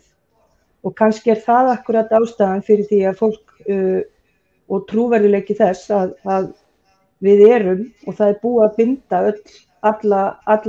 alla kjarasamninga inn í þá hækkun sem að lífskjarasamningurinn sagði til og það krónutöluhækkun og ég veit að félagi minn í BHM hefur svolítið verið að ræða það hvernig það hefur gengið upp innan þeirra raðar sem að við semjum fyrir.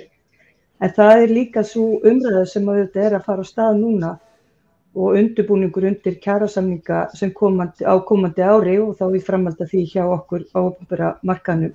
Það sem við verðum að vera við borðið, það sem verið að ræða kynbundinn launamun á íslensku vinnumarkaði.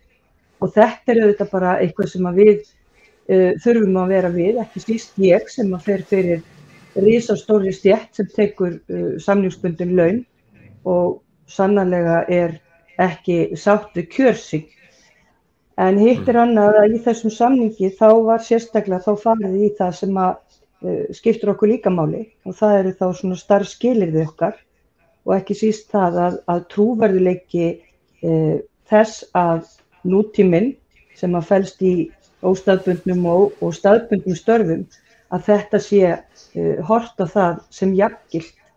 Þannig það vinna sem fór á stað eftir áramót þar sem við sannarlega lögðum mikið í það að setja þá inn skýra þætti í kjarasamningi þannig ekki yrði ólíka túlkun því að við gerum líka samning sem að gildir allt land og það öll sveitarfélög sem þurfa að koma þessum kjarasamningi í framkvæmd og allir skólastjórar. Þetta rúmlega tæplega 300 starfsstöðvar sem að þessi samningur til. Þannig að kannski þetta einfaldasta svarið sem ég get sagt. Ég átta mikið á hvað það Getur nefnt svona dæmi það hvað það sem að kennarar að fá, því að þetta byggt á lífskjarasamningnum og sem að þú lýsir náttúrulega að sé næstu eins og ykkar saleg að þið séu bundin af lífskjarasamningnum og það hafi áhrif á svona getu ykkar til þess að semja, það sem búið að leggja línunar áður en þið komið á borðinu. En hvað það sem að kennarar fengu sem að veldur því að þeir samþykktu þennan samning en felldu hinn? Ég bara ekkert einu sinni að segja að ég sé að túlka það sem slíkt að við séum bundin af þeim samningi sem gerður á almennum markaðnum. Staðreyndin bara svo að við erum bundin og það gerist auðvitað með því að ríki og sveitarfélög takast höndum saman að engar hækkanir verði umfram það sem búið að semja við á almennum markaðnum. En hvað fengum við? Jú, við endurheimtum virðingu fyrir því að vinnan okkar sem að felst í að kenna, það að segja að það skuli sem sagt greitt fyrir viðbótarstörf umfram það sem samið í árslaunasamningnum eða ársverkin okkar.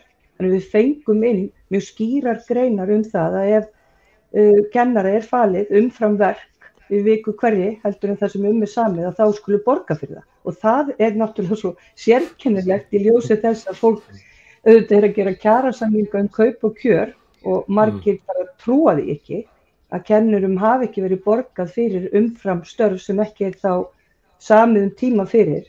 En staðreyndin samt svo. Þannig við erum þarna að fá inn mjög skýrar kjarasamningsgreinar, þar sem bæði þá kennarar og auðvitað launagreiðendur en ekki síst skólastjórar geta horft til og hér þá líka svolítið krafa það að það verði farið að forgangsraða í vinnuframlagi kennara, ekki síður heldur en annara.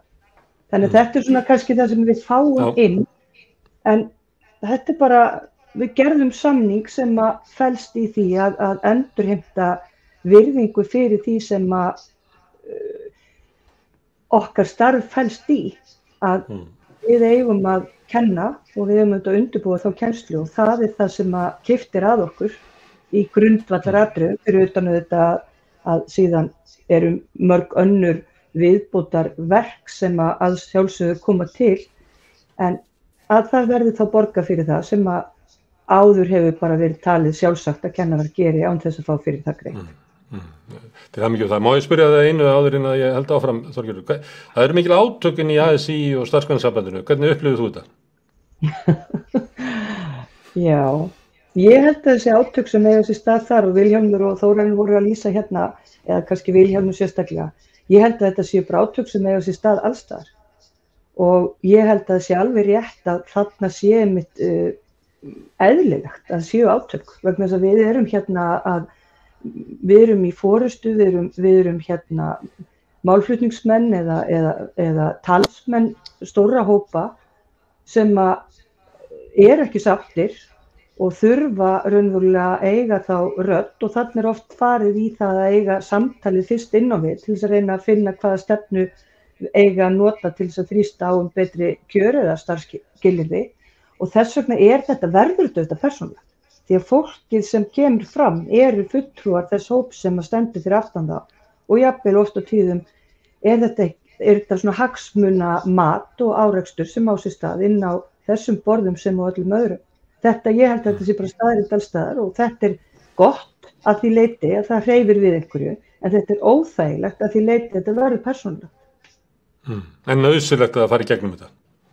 Já, ég held að það sé fullkomlega nauðsynlegt og ég held að við stöndum núna svolítið á tímamótum, ekki síst í ljósi þess að það hefur svolítið verið svona skiptur, umræðan hefur verið svolítið tvískipt, annars vegar þessi almenni markaður og hins vegar opinberi markaður.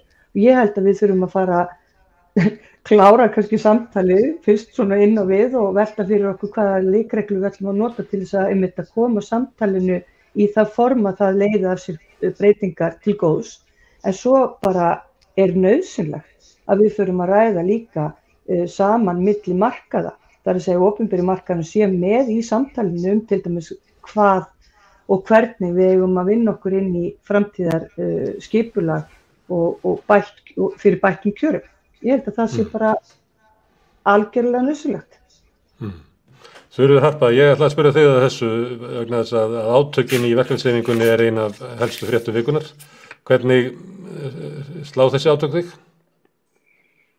Já, ég svo sem get bara tekið undir það sem að hún sagði hérna undan mér. Ég held að þetta sé, það auðvitað aldrei gaman að verða vitna að einhverjum átökum, sérstaklega kannski á þann tíma sem að mann finnst að fólk þurfa að vera mjög sameinað, en þetta bara þetta innra tal sem þarf að eiga sér stað og menn þurfa að komast að einhverju ákveðnu niðurstöðu hvað best hverju sinna og fólk að fara inn í erfitt haust vantarlega og vonandi bara verða menn sameinaðar þar og koma fram sem ein held og berjast það fyrir þeim málefnum sem þeim veitt umboð fyrir. Það eru margir stigið fram svona hér og þar og sagt svona hætti nú að rífast og farið að tala saman. Er þetta bara svona meðvirkniseinkenni að við eigum raunverulega bara að fagna þessu og hvetja ólíka fylkingar til þess að takast á og finna þá einhvern veginn út úr því hvað þeir gera eftir að þeir komi lýðræðisleg niðurstaða. Það verði alltaf einhver kannski átök eða í aðdraganda breytinga og menn eru með skipta skoðanir á ýmsu og þarna kom fram líka í tali Þórarins sem hann var að tala fyrir smærri félög og þau þurftu auðvitað að geta komið sinni rödd á framfæri og þannig að þau hefðu einhver hljómgrunn og ég get alveg tekið undir það vegna þess að allavega í mínum ranni að þá upplifum maður ofta að vera með dálítið að hafa ekki rödd eða eiga erfitt uppdráttar og vilja koma ákveðin sjónarmiðum á framfæri sem að þarf að taka tillit til. Þannig að en ég held líka að það sé mjög gott að fólk eins og hún talar að fara bara þvert á línu yfir markaði og fólk þurfa að eiga samtala milli stóra fylkingja þar sem við talaðum opinbera markaðan og hinn þannig að Vilhjálmur, að því að Þorgerður talaði svona að opinberir starfsmenn kennarar og líklega bara hjúkrunarlið svona bundið af lífskjarasamningunum og það svona þeirra það bara ákvörðun stjórnvalda, samningur við ykkur að halda launaþróun í landinu þannig og svo þá spurning kannski það snemmt að tala það þegar það deila inn í starfsgreinasambandinu og svo framundan líklega einhverja formannskosningar í alþjóðasambandinu að tala það hvernig almenni markaðurinn og opinberi markaðurinn getur unnið saman til þess að kannski að því það verið að tala slagkraft að verkalýðurinn stendur betur því sem að fleiri standa saman og það náttúrulega til þess að ná fram einhverjum stórum breytingum í grunnkerfunum, menntakerfinu, heilbrigðiskerfinu, vegakerfinu, kvótakerfinu og þá þarf eiginlega öll verkalýðshreyfingin eða stór hluti hennar að vera saman. Er þetta eitthvað sem að er tímabært að fara að velta upp eða mun þetta koma þegar það búið að finna einhverja lausn á starfsgreinasambandinu og alþjóðasambandinu? Ja, þetta risastór spurning en grundvallaratriðið það að samningsrétturinn liggur hjá hverju stéttarfélagi fyrir sig og eins og hjá kennurum og annað slíkt, ég man nú bara eftir því fyrir nokkrum árum síðan þar sem að forseti Alþýðusambandsins þá, Gylfi Arnbjörnsson, kom og gagnrýndi kennarafórustuna harðlega fyrir að vera að fara fram á meira heldur en það sem samið var á hinum almenna vinnumarkaði. Ég steig inn í þá umræðu og sagði að það væri ekki hlutverk forseta Alþýðusambands Íslands að skipta sér að kjarabaráttu og annarra hópa. Það er bara þeirra að taka á því máli.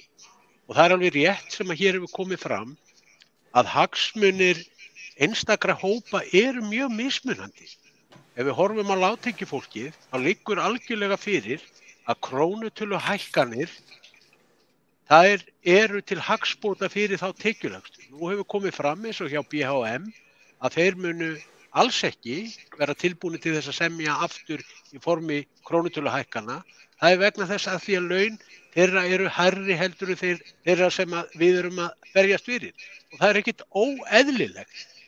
Alls ekkert óeðlilegt að þarna séu mismunandi sjónarmið uppi. Ég geri bara engar athugasemdir við það. En ég hef allatíð sagt það að í mínum huga eru prósentuhækkanir ekkert annað heldur en afgjafi misskiptingar, óréttlætis og gerir ekkert annað heldur en að auka ójöfnuð í íslensku samfélagi. Ég ætla bara að taka einfalt dæmi þessu máli mínu til stuðnings. Þegar að framkvæmdastjóri Samtaka atvinnulífsins kemur fram núna í fréttum bara fyrir 2 dögum síðan og segir yfir þeim fréttum sem hafa verið núna að undanförnu þar sem að forstjórar stórra fyrirtækja hafa verið að hækka þetta upp í alltaf 2 milljónir á mánuði. Þá kemur hann og segir hlutfallslega hafa þeir ekkert hækkað meira heldur en verkafólki. Það liggur fyrir að sá sem er á lágmarkslaunum í dag upp á 368.000. Ef við myndum hækka launum 6%, þá myndi þessi lágmarkslaun hækkun 21.400 krónur. En nú eru meðallaunin í Kauphöllinni 5,6 milljónir. Ef hann fengi líka 6% launahækkun, þá myndi það vera 336.000 króna launahækkun. En takið eftir, báðir áttu að hafa fengið jafn mikla launahækkun af því að þeir fengu jafn háa prósentu. Annar fekk 21.000, hinn fekk 336.000 og það talaði að þeir fengu báðir jafn mikla launahækkun og jafn mikla kaupmáttaraukningu. Þetta náttúrulega svo fráleitt og þetta kerfi að vera með prósentuhækkanir eru bara aflgjafinn eins og ég lýsti hér áðan. Bara knýr áfram ójöfnuð í íslensku samfélagi. Og ég bara á móti því á sama tíma og við erum með launakjör á íslensku vinnumarkaði, gagnvart lágtekjufólki, þar sem að fólk nær ekki endur saman frá mánuði til mánaðar og ég hef sagt það og segi það enn og aftur, það lýðheilsumál að laun á íslensku vinnumarkaði dugi fyrir nauðþurftum frá mánuði til mánaðar. Það gerir það ekki í dag. Við þurfum ekki nema að horfa upp á hvernig vöruverð hefur verið að stökkbreytast hér núna undanförnum mánuðum. Við þurfum ekki nema að horfa á fasteignamarkaðinn, leigumarkaðinn, þar sem að fólk að leigja af 250 upp í 350.000 krónur á mánuði, á meðan að lágmarkslaunin 368.000. Það ekki hægt að bjóða okkur upp á það að vera með slík launakjör þar sem að fólk getur ekki frjálst höfuðstróki frá mánuði til mánaðar. Við þurfum að breyta þessu og það þarf sátt í íslensku samfélagi til þess að segja við verðum að koma þessu fólki til hjálpar með öllum tiltækuráðum, hvernig við gerum það, án þess að efstu lögin segja alltaf, já, heyrðu, nú eru lágmarkslaunin þau eru komin og nálægt okkur, við þurfum að fá hlutfallslega jafn mikið. En einu aðilarnir, og ég verð að fá að koma að þessu, einu aðilarnir sem ekki fóru eftir lífskjarasamningnum, það voru efstu lögin. Það voru þessir aðilar í Kauphöllinni sem ég lýsti áðan og hækkuðum 444.000 krónur á mánuði og eru með laun upp á 5,6 milljónir. Það forstjóri Icelandic Group sem að sagði í fréttum fyrir ári síðan að launahækkanir á íslensku vinnumarkaði væri algjörlega úr takti við veruleikan varðandi samkeppnislönd sem við erum að bera okkur saman við. Sama tíma þegar hann að segja þetta, hann að hækka 2 milljónir á mánuði og með 7 milljónir í mánaðarlaun. Þetta boðlegt?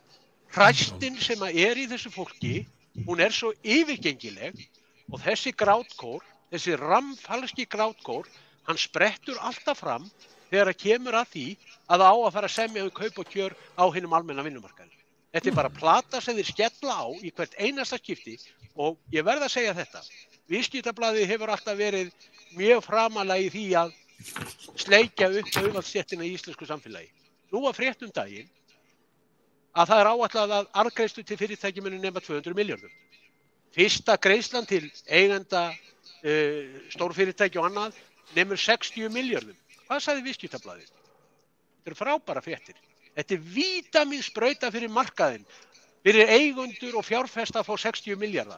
Þið takið eftir, það kostar svona í kringu 50-60 milljarða að hækka laun á íslensku vinnumarkaði, en það á að ógna stöðuleikanum í íslensku samfélagi, það á að stuðla hér á óðaverðbólgu og þá á að stuðla að því að vextir rjúki bara öllu valdi.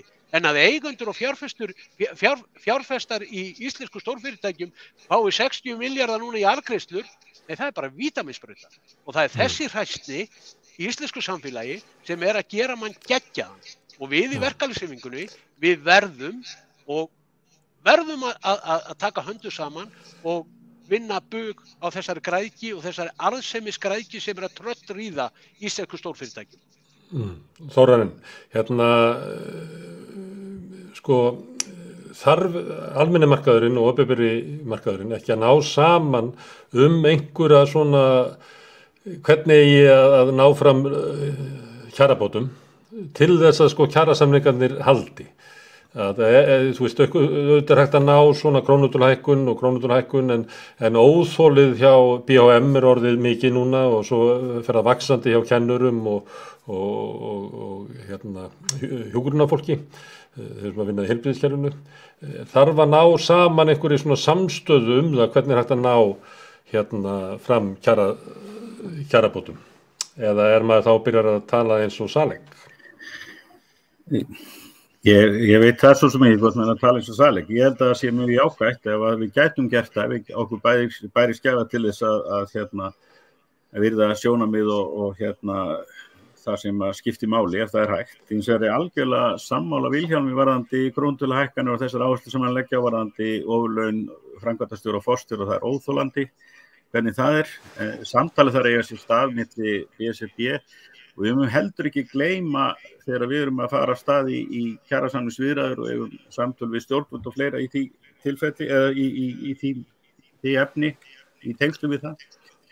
Þá megum við heldur ekki gleyma ræða við Öryrkjabandalagið, við eldri borgar og aðra minni hluta hópa sem eru að berjast fyrir lífskjörum, alveg eins og við fyrir okkar fólk. Þannig að það algjörlega hreinu og ég mun beita mig fyrir því að samtöl eigi sér stað, að minnstakosti. Og vonandi þá kemur eitthvað gott út úr því sem allra hagur orða það með þeim hætti. Þorgerður, hvað segirðu með Þorgerður? Já, ég hef auðvitað margt þetta að segja, en ég kannski ekki alveg orðið svona þjálfuð við að sitja við þetta eldhúsborð þar sem að fólk heldur auðvitað í framhaldi ekki bara í samtalinu, heldur kemur auðvitað víðan völl og svona meira kannski verið að benda á það sem að ég til dæmis var bara ekkert að ræða. Við erum hér auðvitað með upplýsingar og fáum það núna bara í beinni að ofurlaun á íslensku vinnumarkaði náttúrulega bara algjörlega út úr kortinu og þeir ræddu það hér áður, heldur en ég kom inn á þennan vettvang. Það sem ég kannski hins vegar að segja það að það bara staðreynd með því að heyra hér kollega mín að tala það að krónutöluhækkun sé svo leið sem að eigi að fara, að þá verður auðvitað að segjast eins og að það þarf að horfa til þess að kynbundinn launamunur á íslensku vinnumarkaði og sérstaklega horfa til þeirra stétta sem eru þá að vinna til dæmis hjá sveitafélögum.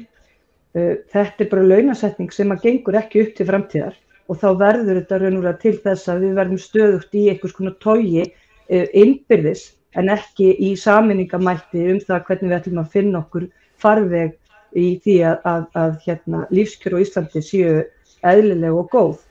Þannig að þess vegna eðlileg og mikilvægt að við setjumst niður og tölum saman á milli markaða og það verður ekki gert með bara einhverjum upprópunum það eða framsetningu það hvert félag hafi samningsrétt.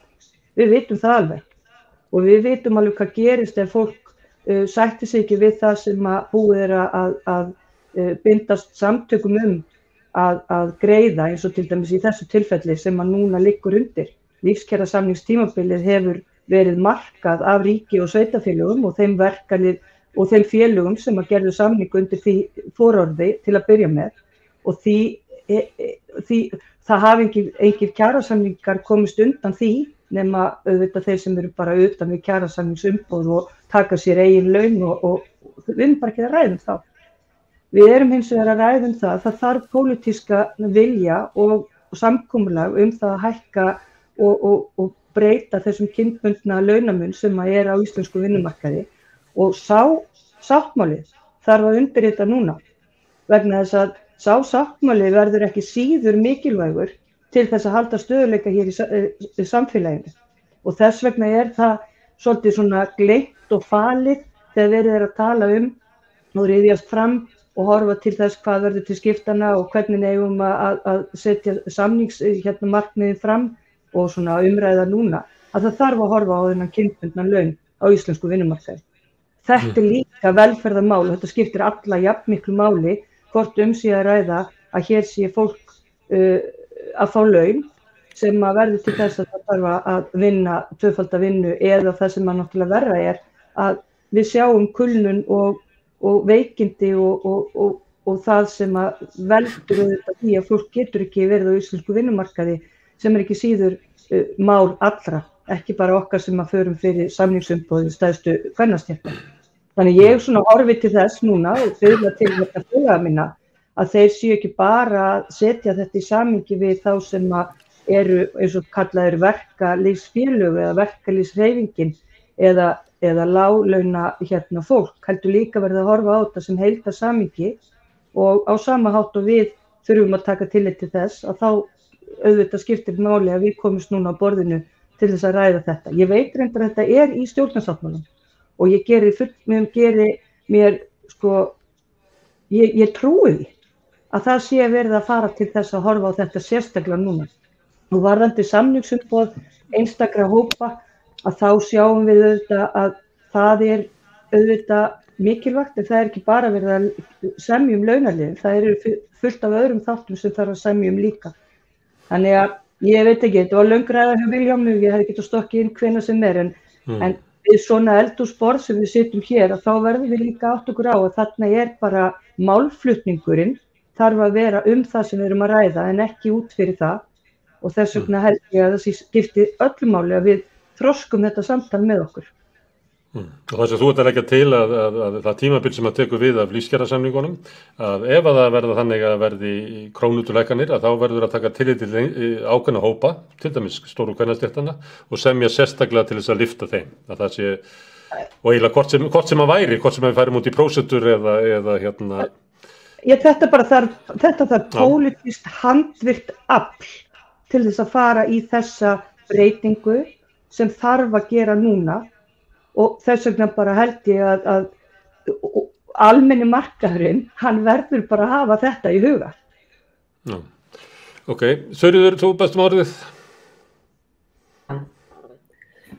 Sko, nú ég búin að hlusta á þessa þrjáfélaga minna við eldhúsborð og mér verður svona að hugsa til þess að eins og Vilhjálmur talar ítrekað jaðarsetningu, hann jaðarsettur sínu umhverfi sem verkalýðs foringi og þá velti ég bara fyrir mér í því samhengi að fólk sem að veikist og slasast jaðarsett af eigin stéttarfélögum og verkalýðsfélögum þegar það eiginlega algjörlega sett út af sakramentinu, hefur ekki lengur neitt rétt þó það hafi unnið í áratugi innan lagt sitt mörgum inn í verkalýðsfélögin í áratugi og hafa verið á almennum vinnumarkaði eða kennarar. Ég náttúrulega forsvarið fyrir hóp sem að lendir inn í því að vera ekki starfhæf eða hafa ekki vinnufærni vegna veikindaslysa, kulnunar eða hvað það nú og það sannarlega þannig að kennarar það engin undantekning að veikjast eða slasast, ekki frekar aðrir og svo náttúrulega bara þeir sem á lægstu laununum, þetta fólk sem í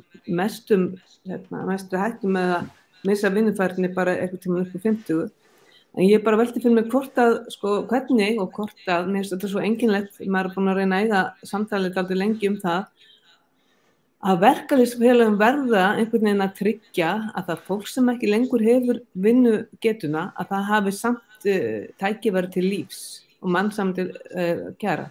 Og það sannarlega ekki þannig í dag og menn eru hérna að tala 368.000 sem lágmarkslaun og það nærri 100.000 krónum hærra heldur en grunn örorkulífeyrir til dæmis.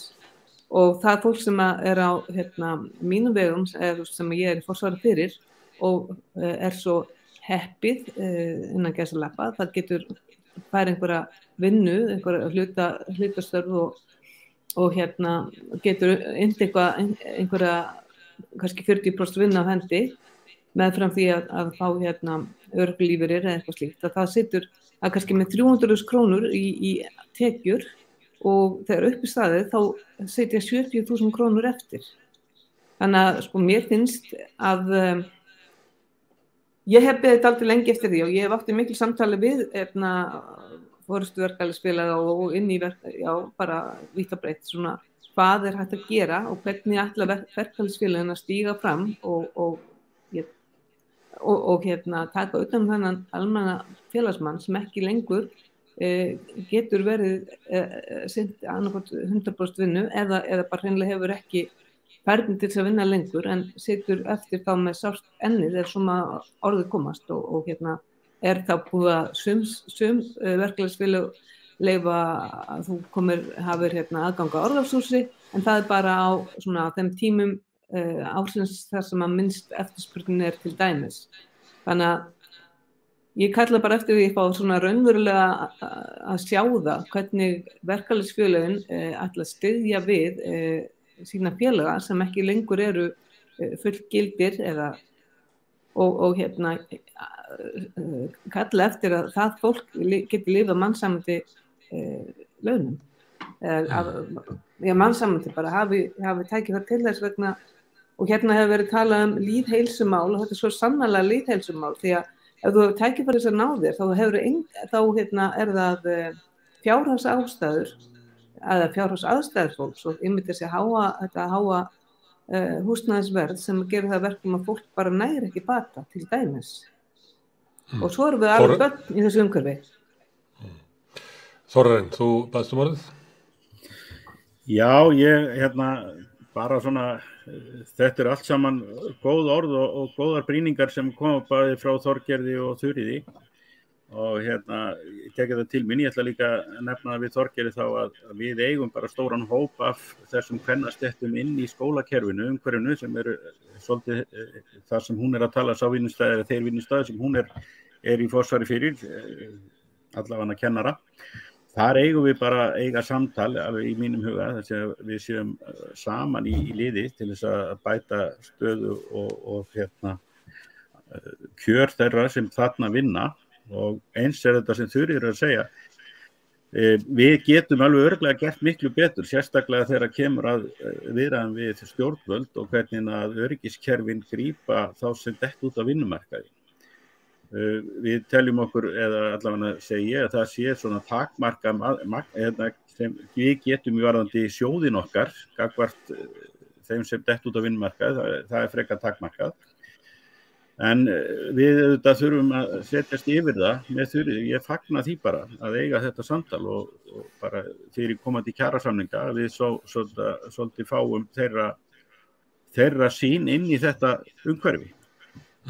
Þórarinn, með dettur í hug þegar ég var að hugsa þegar ég var að hlusta á Þorgerði og það kemur fram í svona mörgum málum, það kom svolítið fram í þegar þið voru að ræða saman lífeyrismál og ég fær maður svona tilfinningunni að verkalýðshreyfingin sé raunverulega mjög veik og líka í þessu það sem að Þorgerður og þið eruð að svona tala hvernig hægt að lyfta upp kaupmætti að hún sé veik að því leyti að svona stór mál eins og til dæmis það með öryrkja og stöðu þeirra inn í verkalýðshreyfingunni og hver getur barist fyrir hagsmunu þeirra því að þeir ekki geta öryrkja að fara í verkfall og eftirlauna fólk og það bara svo mörg stór mál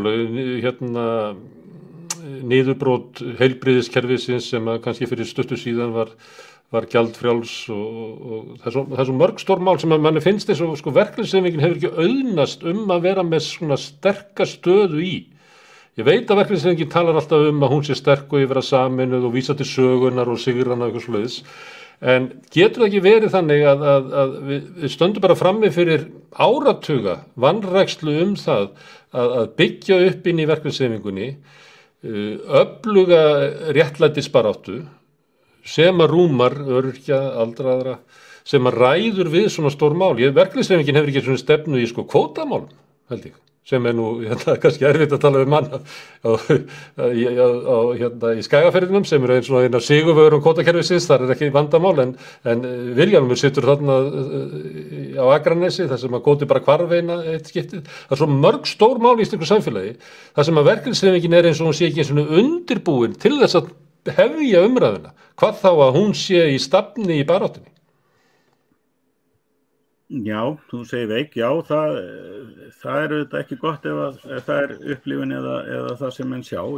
Mér renna blóði til skyldunar að hlusta á þessa gagnrýni og þessar raddir og gera betur. Ég þó minna á það að barátta verkalýðsfélagana í 100 ár hafa alltaf verið með það fyrir augum að bæta kjör þeirra sem hallar standa í samfélagunum, líka öryrkja. Margt af því sem hefur komið í gegnum kjarasamninga það sem að þó þeir öryrkja fá, en það allt og lítið, þeir ber allt og lítið úr bítum. Þeir eru fangar í eigin kerfi þar sem þeir geta lítið bætt kjör sín. Ef þeir fara eitthvað út á vinnumarkaðinn þá það strax dregið af þeim gegnum almannatryggingakerfin og hluta til í gegnum lífeyrissjóðakerfin líka og þetta eitthvað sem við þurfum að ávarpa af einhvern veginn og eiga samtal hvaða leiðir eru góðar í því. Ég vil leggja mitt af mörkum til þess að þetta samtali í sér stað, þannig að við getum heyrt þeirra sjónarmið og eins og varðandi við Vilhjálmur erum að tala hér fyrir sjónarmiðum verkamann og almennum vinnumarkaði varðandi krónutöluhækkanir og lægstlauna fólki sem að vinna hjá ríki og sveitarfélögum hjá okkur og þetta eru mestuleyti konur, þannig að við erum að upplifa alveg þessa hluti sem þarna. Síðan það að við þurfum að taka samtal við og reyna að mæta hagsmunum annarra hópa varðandi launahækkanir. Við þurfum að hafa skilning á þeirra stöðu og það gerum við með því að eiga samtöl. Vilhjálmur, ræða mín var nú svolítið svona sprottin af að ég skynja það svo vel hjá Þuríði Hörpu að hún er orðin langþreytt, sko. Hún er málsvari þess fólks á Íslandi sem stendur verst og hún er alltaf í samræðu við að leita sér að einhverjum stuðningsaðilum og mér fannst hún bara að vera orðin langþreytt og svona hálf vonduf þegar hún er að ávarpa verkalýðshreyfinguna sem á að vera helsta baráttutak í almennings. Já, ég get alveg tekið undir það. Ég veit samt leiðrétta aðeins hjá henni allavega hvað mitt félag áhrærir.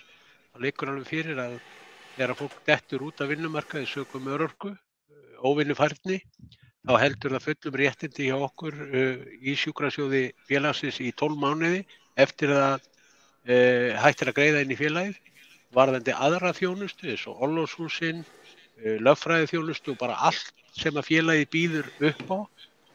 Fólk heldur því að fullu og það fær orlofspunkta eins og aðrir félagsmenn hjá okkur geta sótt að sumri, vetri og svo framvegis og við reynum að þjónusta þetta fólk eins vel og við mögulega getum. En ég er ekki til neinum vafa með það, örugglega er þetta að gera betur. Varðandi baráttuna fyrir því að bæta kjör öryrkja, þá liggur alveg fyrir að ákvarðanataka þar liggur hjá stjórnvöldum og við þurfum ekki að horfa upp á til dæmis baráttuflokk fólksins fyrir bættum kjörum öryrkja inn á Alþingi, þar sem að það fer inn annað að út hitt. Þrátt fyrir mjög hávara raddir og allskyns þingmannafrumvörp sem að þau hafa lagt fram til að bæta stöðu þessa fólks, það er ekki hlustað á það. En verkalýðshreyfingin getur alveg klárlega alveg örugglega gert betur í því að reyna að styðja við þennan hóp.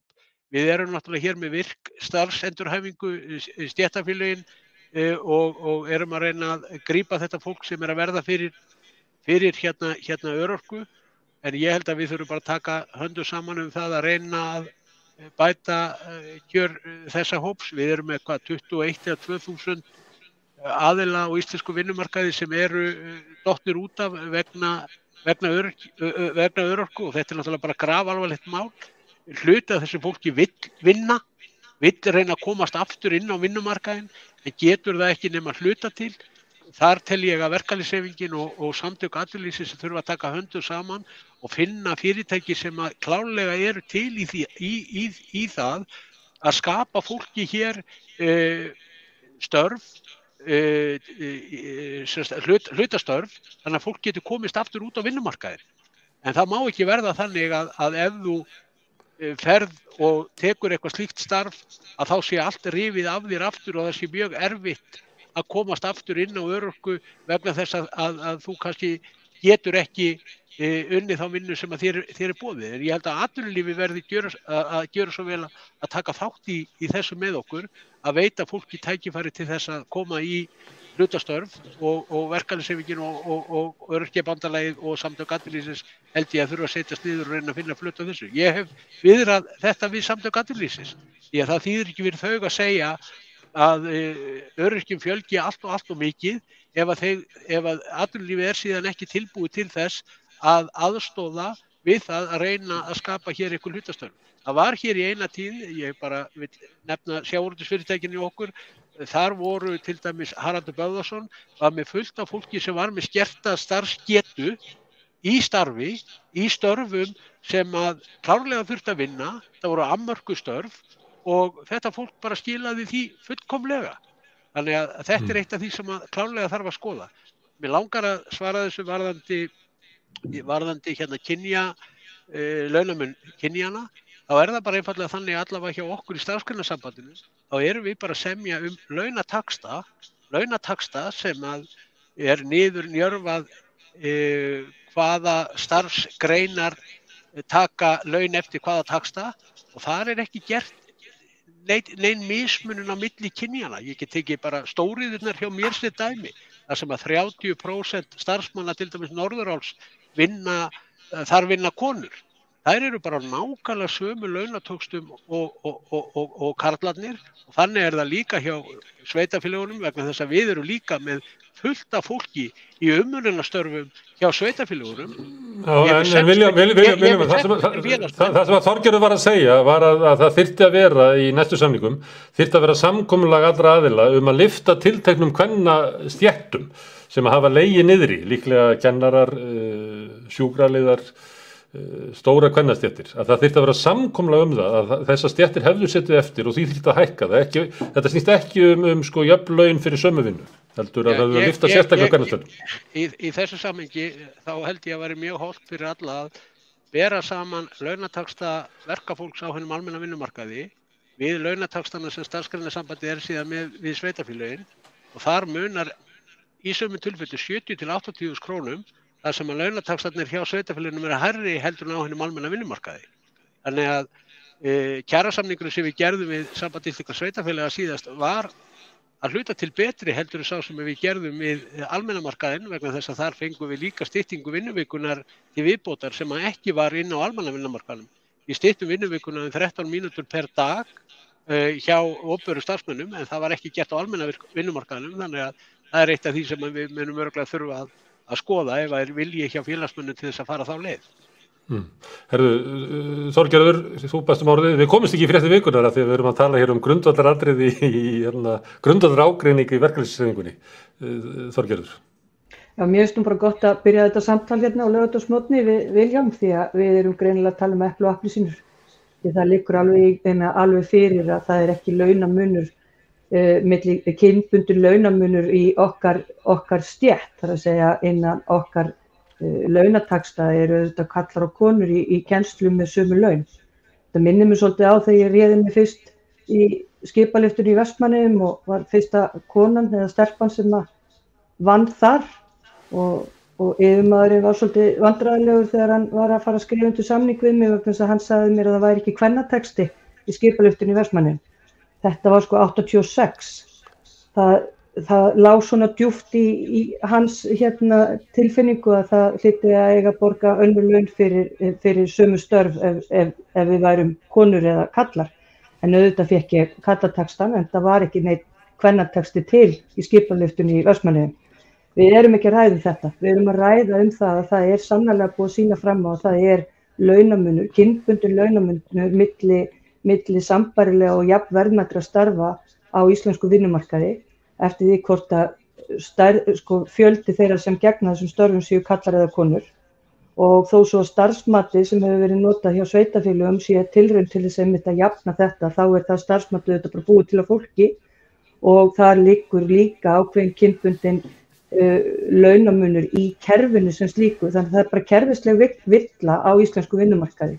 Og á þetta kannski sérstaklega við þær stéttir sem aldrei voru með það sem kallast kalla- og kvennataxti. Því þá var ekki hægt að með handvirkt fella út kvennataxtan og hækka þessar stéttir þessi 20% sem þarna munaði á milli. Þetta bara verkefni sem verður að fara í og ég held og ég trúi því að það sem stendur auðvitað í stjórnarsáttmálanum og hefur verið rætt lengi á vinnumarkaði það þurfa að fara í handvirkar aðgerðir í þessu samhengi. Ég trúi að það verði gert núna og alveg svo bæði Vilhjálmur og Þórarinn bentu á að þá eru þetta stórar kvennastéttir starfandi innan þeirra raða ekki síður heldur en hjá okkur sem erum þá tilheyrum þessu sem kallast opinberi markaðurinn. Hérna bara verkefni og hér þurfum við að sitja og tala svolítið lengur saman til þess að skilja, við erum ekki að tala epli og appelsínur, við erum að tala ákveðna hluti og það líka alveg rétt sem Vilhjálmur benti á.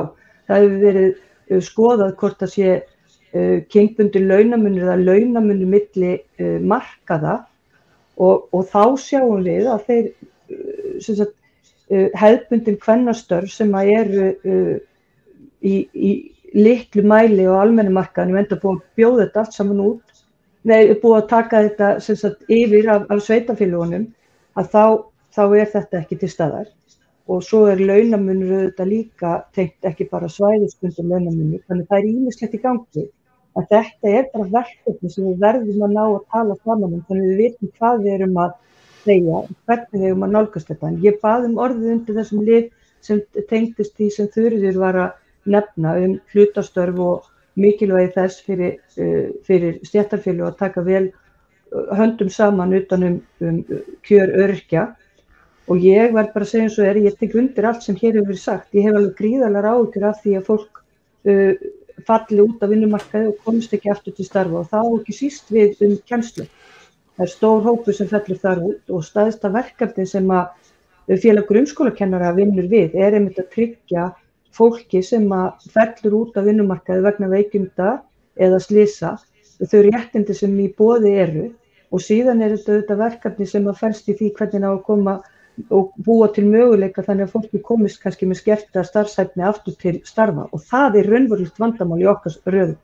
Hlutastörf kennara eru að margan hátt bara alls ekki góð, það að segja, það virkar mjög illa að vera í hlutastarfi í kennslu í grunnskóla og þetta bara verkefni sem við þurfum að fara alveg sérstaklega í og það byggir ekki síður á þeim samningi sem við vorum að gera núna, að það eykur hugsanlega möguleika fólks að koma til starfa í skert starfshlutfall sem hefur sannarlega verið vandamál núna langt skeið.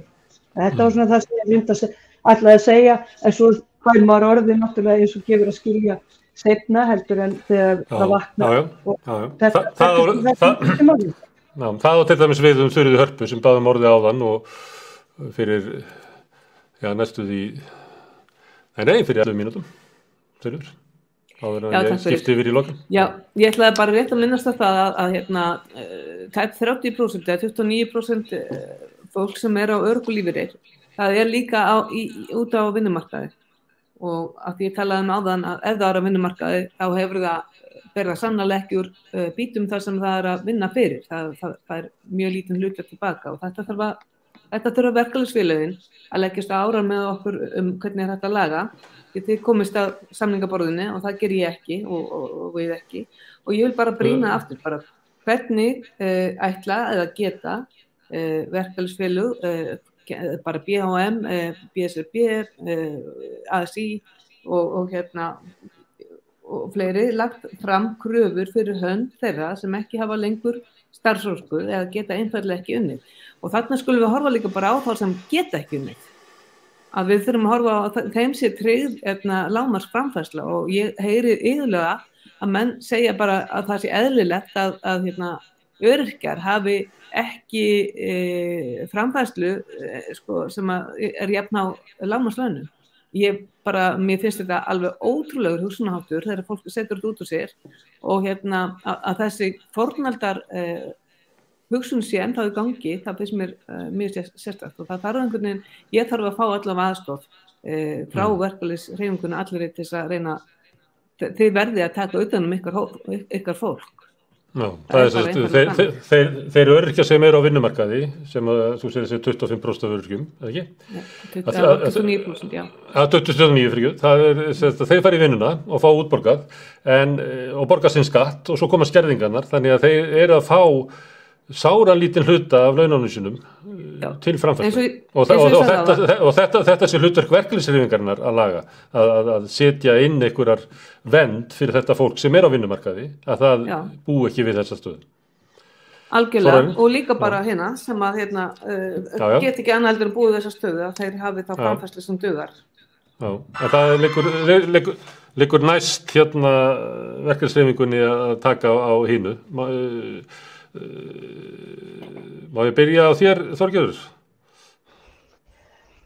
Já, þetta bara mál sem að vert að vekja athygli á. Ég tek hins vegar eftir því að þegar verið að tala verkalýðshreyfinguna þá hún alltaf tvískipt, það annars vegar ASÍ og BSRB. Við auðvitað, og kannski kemur þetta til að þessar 100 ára verkalýðshreyfingar sögu, að þetta þessi almenni markaður og opinberi markaður. Við þurfum hins vegar að horfa til þess að það auðvitað bandalög og sambönd eins og kennarasamband og BHM sem eru þarna með stóra hóp líka og þessum þetta samtal sem skiptir öllum máli. Ættu þið ekki, má ég koma með auka spurningu, ættu þið ekki bara verið í BSRB? Akkur voru kennarar að fara út úr BSRB? Ég kann nú kannski margar sögur en ég kann ekki alveg þessa tilteknu sögu, það var bara þótti á þessum tíma mikilvægt að kennarar mynda bandalega samband til þess að mynda ekki síður að hafa í huga mikilvægi þess að við erum líka að huga að menntakerfinu sem slíku, þannig að hlutverk okkar tvíþætt, það annars vegar að tryggja kjör og starfsréttindi og svo það okkar hlutverk líka að tryggja nemendum réttláta og það sem þeir eiga rétt á samkvæmt lögum. Þannig að þetta okkar tvíþættar hlutverk og líklega hefur sagan og fortíðin byggt af því að það væri mikilvægara fyrir okkur að vera þá í því sem kallaðist kennarasamband til þess að tryggja menntun í landinu og ekki væri gengið á rétt nemenda til þess að fá lögboðna kennslu. Ég held að þetta sé svona kannski einfaldasta söguskýringin á því, sko. En þú ert að biðja svo mikið svona breiðara samtal og svona, fer ekki bara betur á því að kennararnir væru til dæmis í BSRB, það sem að væri þá breiðara samtal og samstæða og það væri kannski BSRB með kennarum innan sem að væri í samtalinu með þessi. Ég held að skipta engu máli hvar fólk þetta bara spurningin samtal. Ég held að þetta snúist ekki hvort að þetta sé undir merkjum ASÍ eða BSRB. Hér hefur verið talað mikilvægi þess að félögin hafi sjálfstæðan samningsrétt og tækifæri til að koma að borðinu, hvort sem þau eru stór eða lítil og ég tek undir það. Okkar hlutverk sem að mótast af þessu tvennu sem að gerist auðvitað líka hjá öðrum stéttarfélögum eða öðrum bandalögum. Okkar hlutverk sem við tökum mjög alvarlega að tryggja menntun í þessu landi og tryggja það að nemendur fái lögboðna kennslu. Þetta kannski svolítið líka það sem hefur verið að gerast núna í sem BHM, þegar til dæmis hjúkrunarfræðingar og læknafélögin eru til dæmis ekki undir bandalagshattinum þar.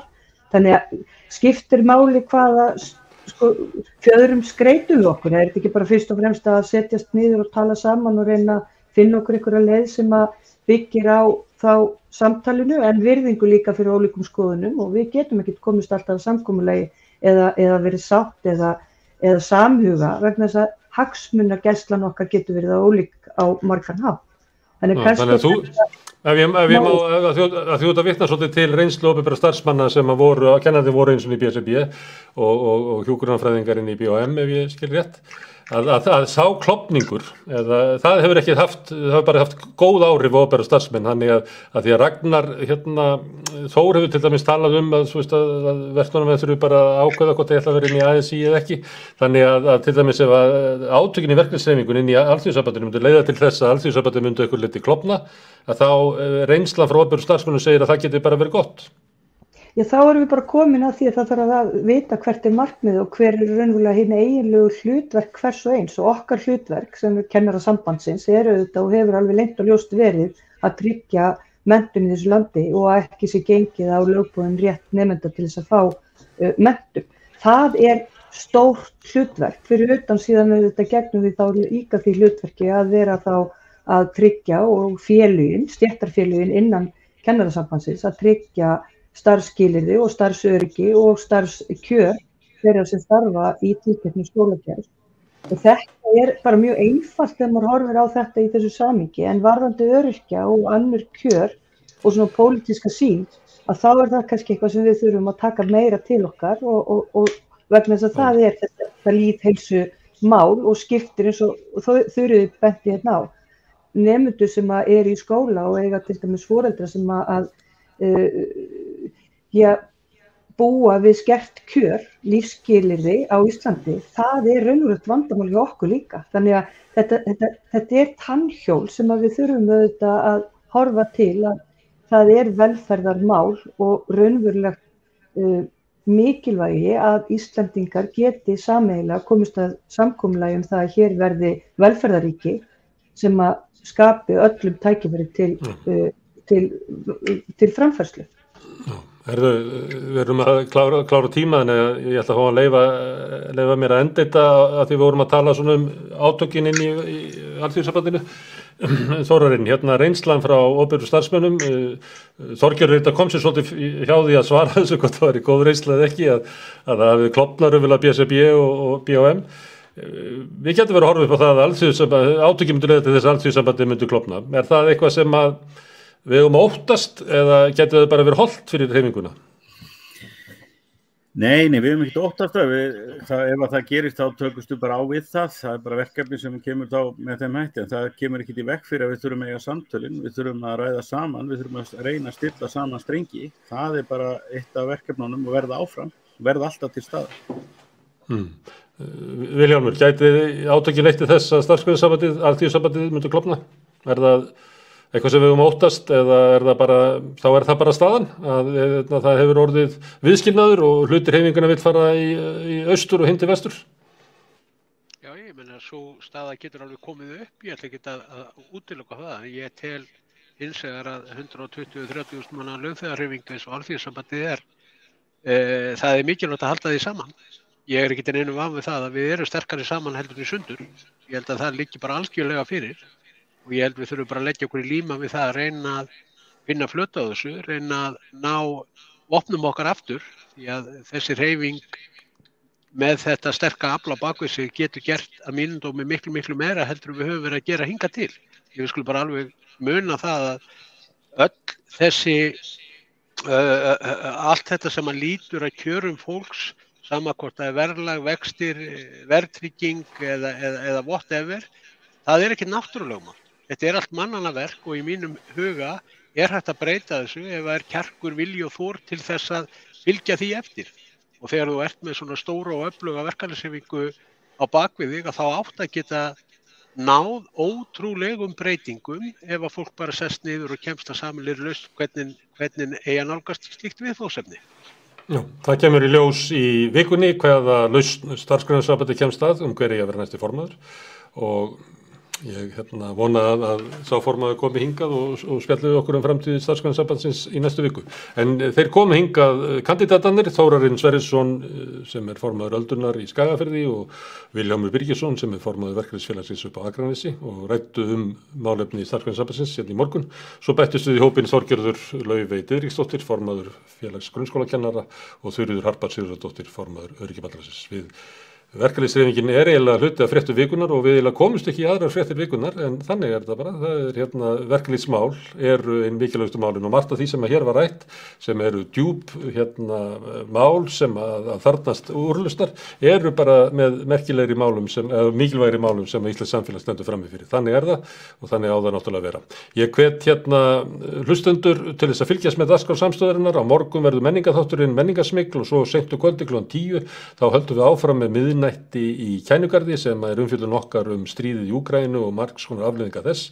Síðan halda áfram aðrir þættir á mánudaginn, rauðaborðið, rauður raunveruleiki, þátturinn leigjendamál og alls konar mál sem er hérna á samstöðinni. Þeir sem að vilja styðja samstöðina geta gert það með því að læka síður okkar bæði á Facebook og YouTube og þið geti líka gengið í Alþýðufélagið og borga þar áskrift að samstöðinni sem er svo 2 kaffipollar á mánuði og með því þá stuðliðið að uppbyggingu dagskrár. En ég þakka gestum mínum og hlustendum kærlega fyrir og bið ykkur góða helgar.